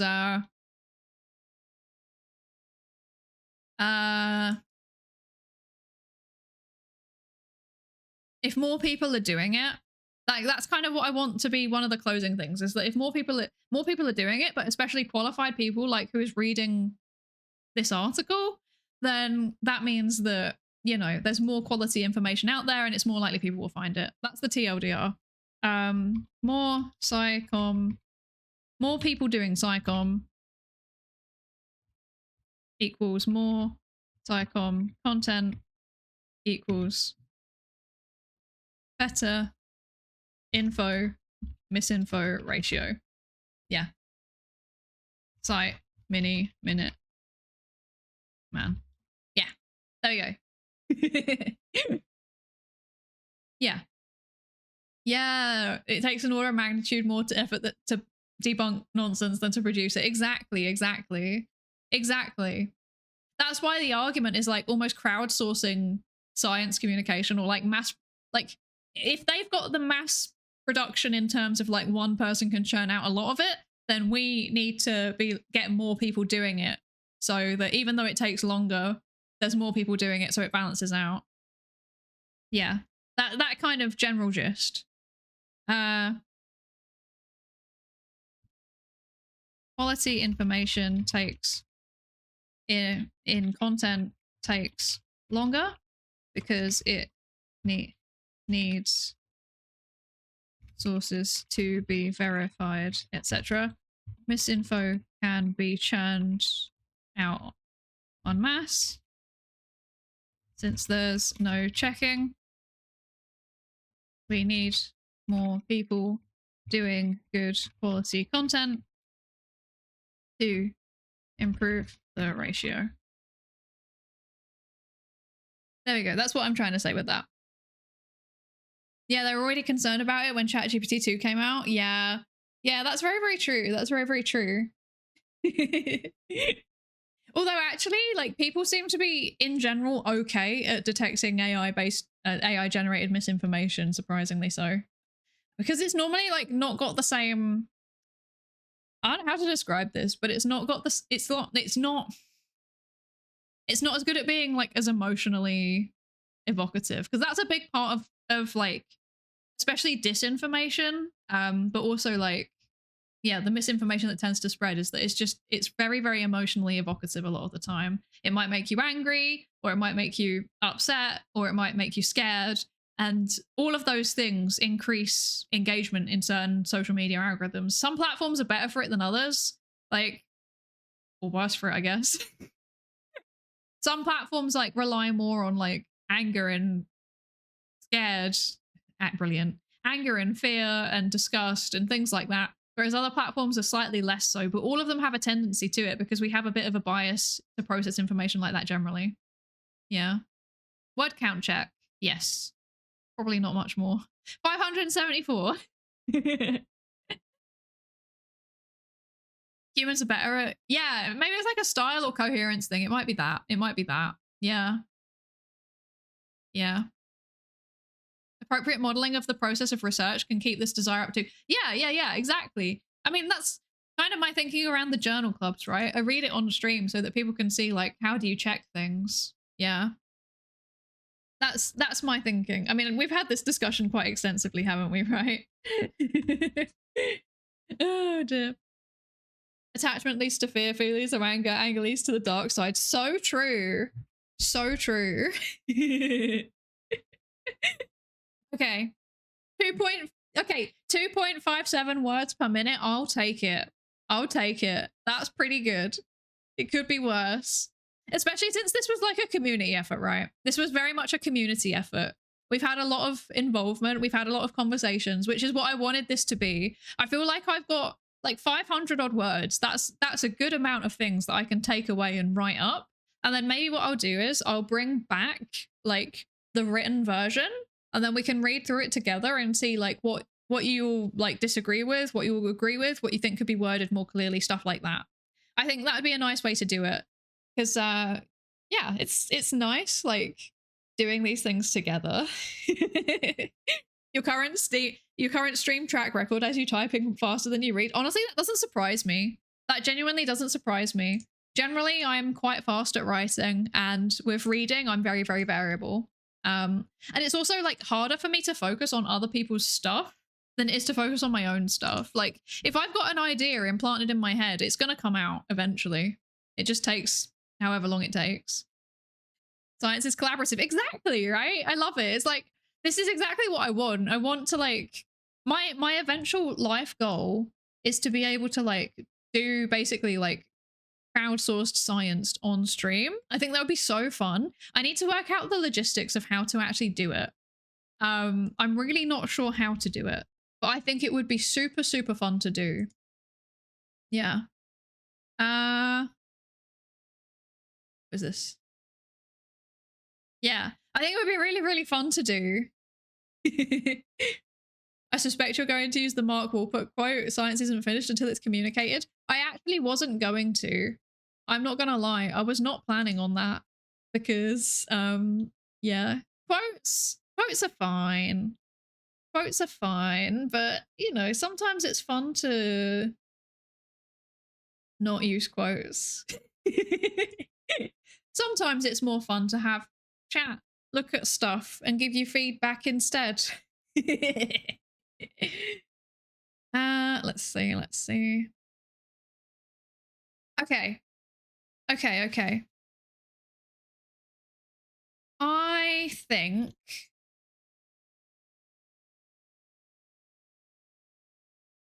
what am I thinking? I don't know what I'm thinking. I have no thoughts and my head is empty. My head is empty. Thoughts. Okay.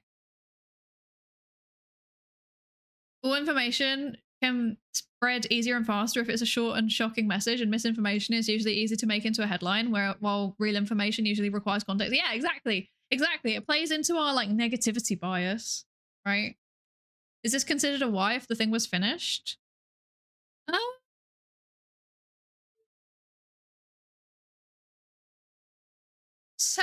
I say no because we're gonna come back. Actually, yeah, I say yes. I say yes because I was aiming to have like a draft thing that I could work with.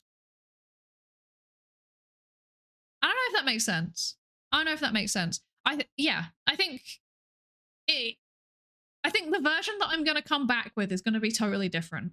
So it probably makes sense to put it as it's finished. Yeah. I find your channel kind of interesting because you turn something you love and enjoy into work and turns your work into something you love and enjoy, full circle. That's such a nice way to think about it. It's kind of true, actually. That's very true. Yeah, because I enjoy what I research and then I enjoy VTubing, and I've managed to like link the two together in a way that I really, really enjoy doing as well. I mean, it's the fact that I've kept streaming for what, like 1.5 years and I've not stopped. Like apart from I had like a 2-month break while I was writing up my thesis. But aside from that, I've not really had a break. Or I've not. I guess that was a break, but like I haven't disappeared. I didn't even then I didn't disappear. Like I was still doing stuff. I was like editing YouTube videos and stuff. I just didn't have the mental space to be able to come on stream and do a good job. So yeah, the fact I've not given up probably probably says something. I do enjoy it. It's fun. It's fun. Yeah. Even the boring parts of work can be fun because you put so much of it onto here. Right. Yeah, exactly. Like if I have to write an article, normally what I do, like I just sit down and just like box myself in and not interact with people. I just disappear for like 8 hours and come back with a partially formed article. But like with this, I can actually, you know, have fun and get. Also, the live feedback is so helpful. We should like genuinely. I would love to do this more often. If I have things to write that like I can share, yeah, it'd be good. It'd be good. So writing a thesis just barely fills your mental energy is amazing. It used up all of my energy. I had nothing left. I was an emotional wreck at that point. Let's be honest. I was not very functional anymore. Okay, so. I think it's time for, I'm not gonna lie, my stomach is doing the rumblies. So I definitely need to go and get some dinner, and Husmod probably also does too. So I think it is time to wrap up there. We are gonna do a slightly different raid message because I wanna go and raid into, oh, okay, that's fine. Okay, cool. Let me quickly see who that is. Thank you for the redeem, Rect. I had someone in mind, but that's fine. Let's see. Okay.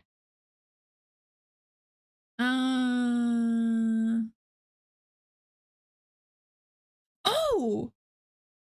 What is that? Software and... Okay, that's cool. Okay, we're doing it. We're gonna go raid into Princess Zen, I assume is pronounced. That's very cool. That's very, very cool. I don't know this person, but they're doing software and game development, which is extremely cool. We love that. So that sounds good to me. Okay, perfect. Yeah, I don't know when I'm going to stream next, as always. Maybe at the weekend. Wait, is it the weekend already? It is, isn't it? I have no idea what I'm doing. They're the best. They're a beast even among devs. Okay, I'm very, very interested. We will raid into them. I don't know when I'm going to stream again, as always. I have absolutely zero idea. I just turn on the stream. I have an idea. I turn on the stream. We go and do it. Yeah. So if you don't already follow, you probably should, because it's entirely, finding me is entirely reliant on notifications. I don't have schedules. There we go. The raid messages are there. Perfect. Is this working? I think it is. Perfect. Okay. Yes, we're going to go and raid into Princess Zen. Yeah. Wait, we're unable to raid? Wait. Why? What is the reason for this? Wait. I'm getting an error message. Hold on, everybody. Be patient. Be patient. Let's try again. I think we've got raids turned off. I'm not sure. Let me try following and seeing if that works. Some people have... This is off till the end. Oh, so true. Oh, they disabled raids? No! That's so sad. That's so sad. Okay, that's fine. I followed them. And I will potentially raid them again at some point. Hopefully they'll be around at some point. I will keep them in mind, because that would be fun. That would be fun. Let's try one more time. Let's see if it's totally disabled, or let's see if it's just people who are like not following. No, it's totally disabled. Okay, I can't. Sad. Oh well. It's off till the end. Yeah, it really is. Oh, it's fine. We'll come back to them another time. We'll come back to them another time. In that case, that's fine. I have a backup plan. I'll refund your points as well, .correct. Where are we? Here we are. So in that case, we will go and raid into Tiny Toxic Tofu, as was my first plan. Because Tofu is a new Twitch ambassador, and she is also a science communication streamer, which is very, very exciting. Very, very exciting. So we're going to do a slightly modified message in that case.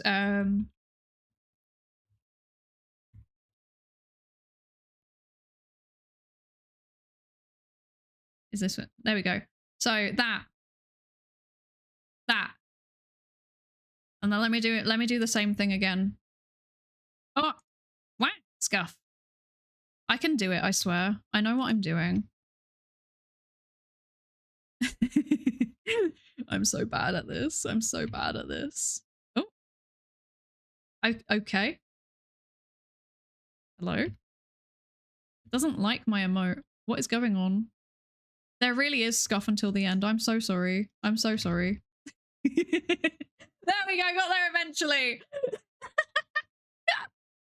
We got there eventually. Okay, let's go. We're going to go right into Tiny Toxic Tofu, who is the newest Twitch ambassador for, well, not for science specifically, but, you know, she is a science communication streamer. She does physics. So if you enjoy science, absolutely stick around, and you will absolutely love Tofu's stream. She does such a good job. She does such a good job. I love her streams. Yeah, and she's also had me on stream before as well. So we're going to go say hi. But yeah, thank you all so much for joining me. I really appreciate it. Is the raid working? Yes, it is. Okay, there we go. Got there eventually. So much scuff, honestly. I apologize profusely. And yeah, I will see you whenever. Yeah. Yeah. Thank you so much for joining me. I really appreciate it. And thank you all so much for your feedback as well. It's super, super helpful. So helpful to have that feedback. I think this is going to be a good article. I will bring it back and we will talk about it again some other time. And yeah, I will see you next time. Don't know when next time will be. We'll all find out together. Thank you so much, everybody. Bye. Thank you for joining me.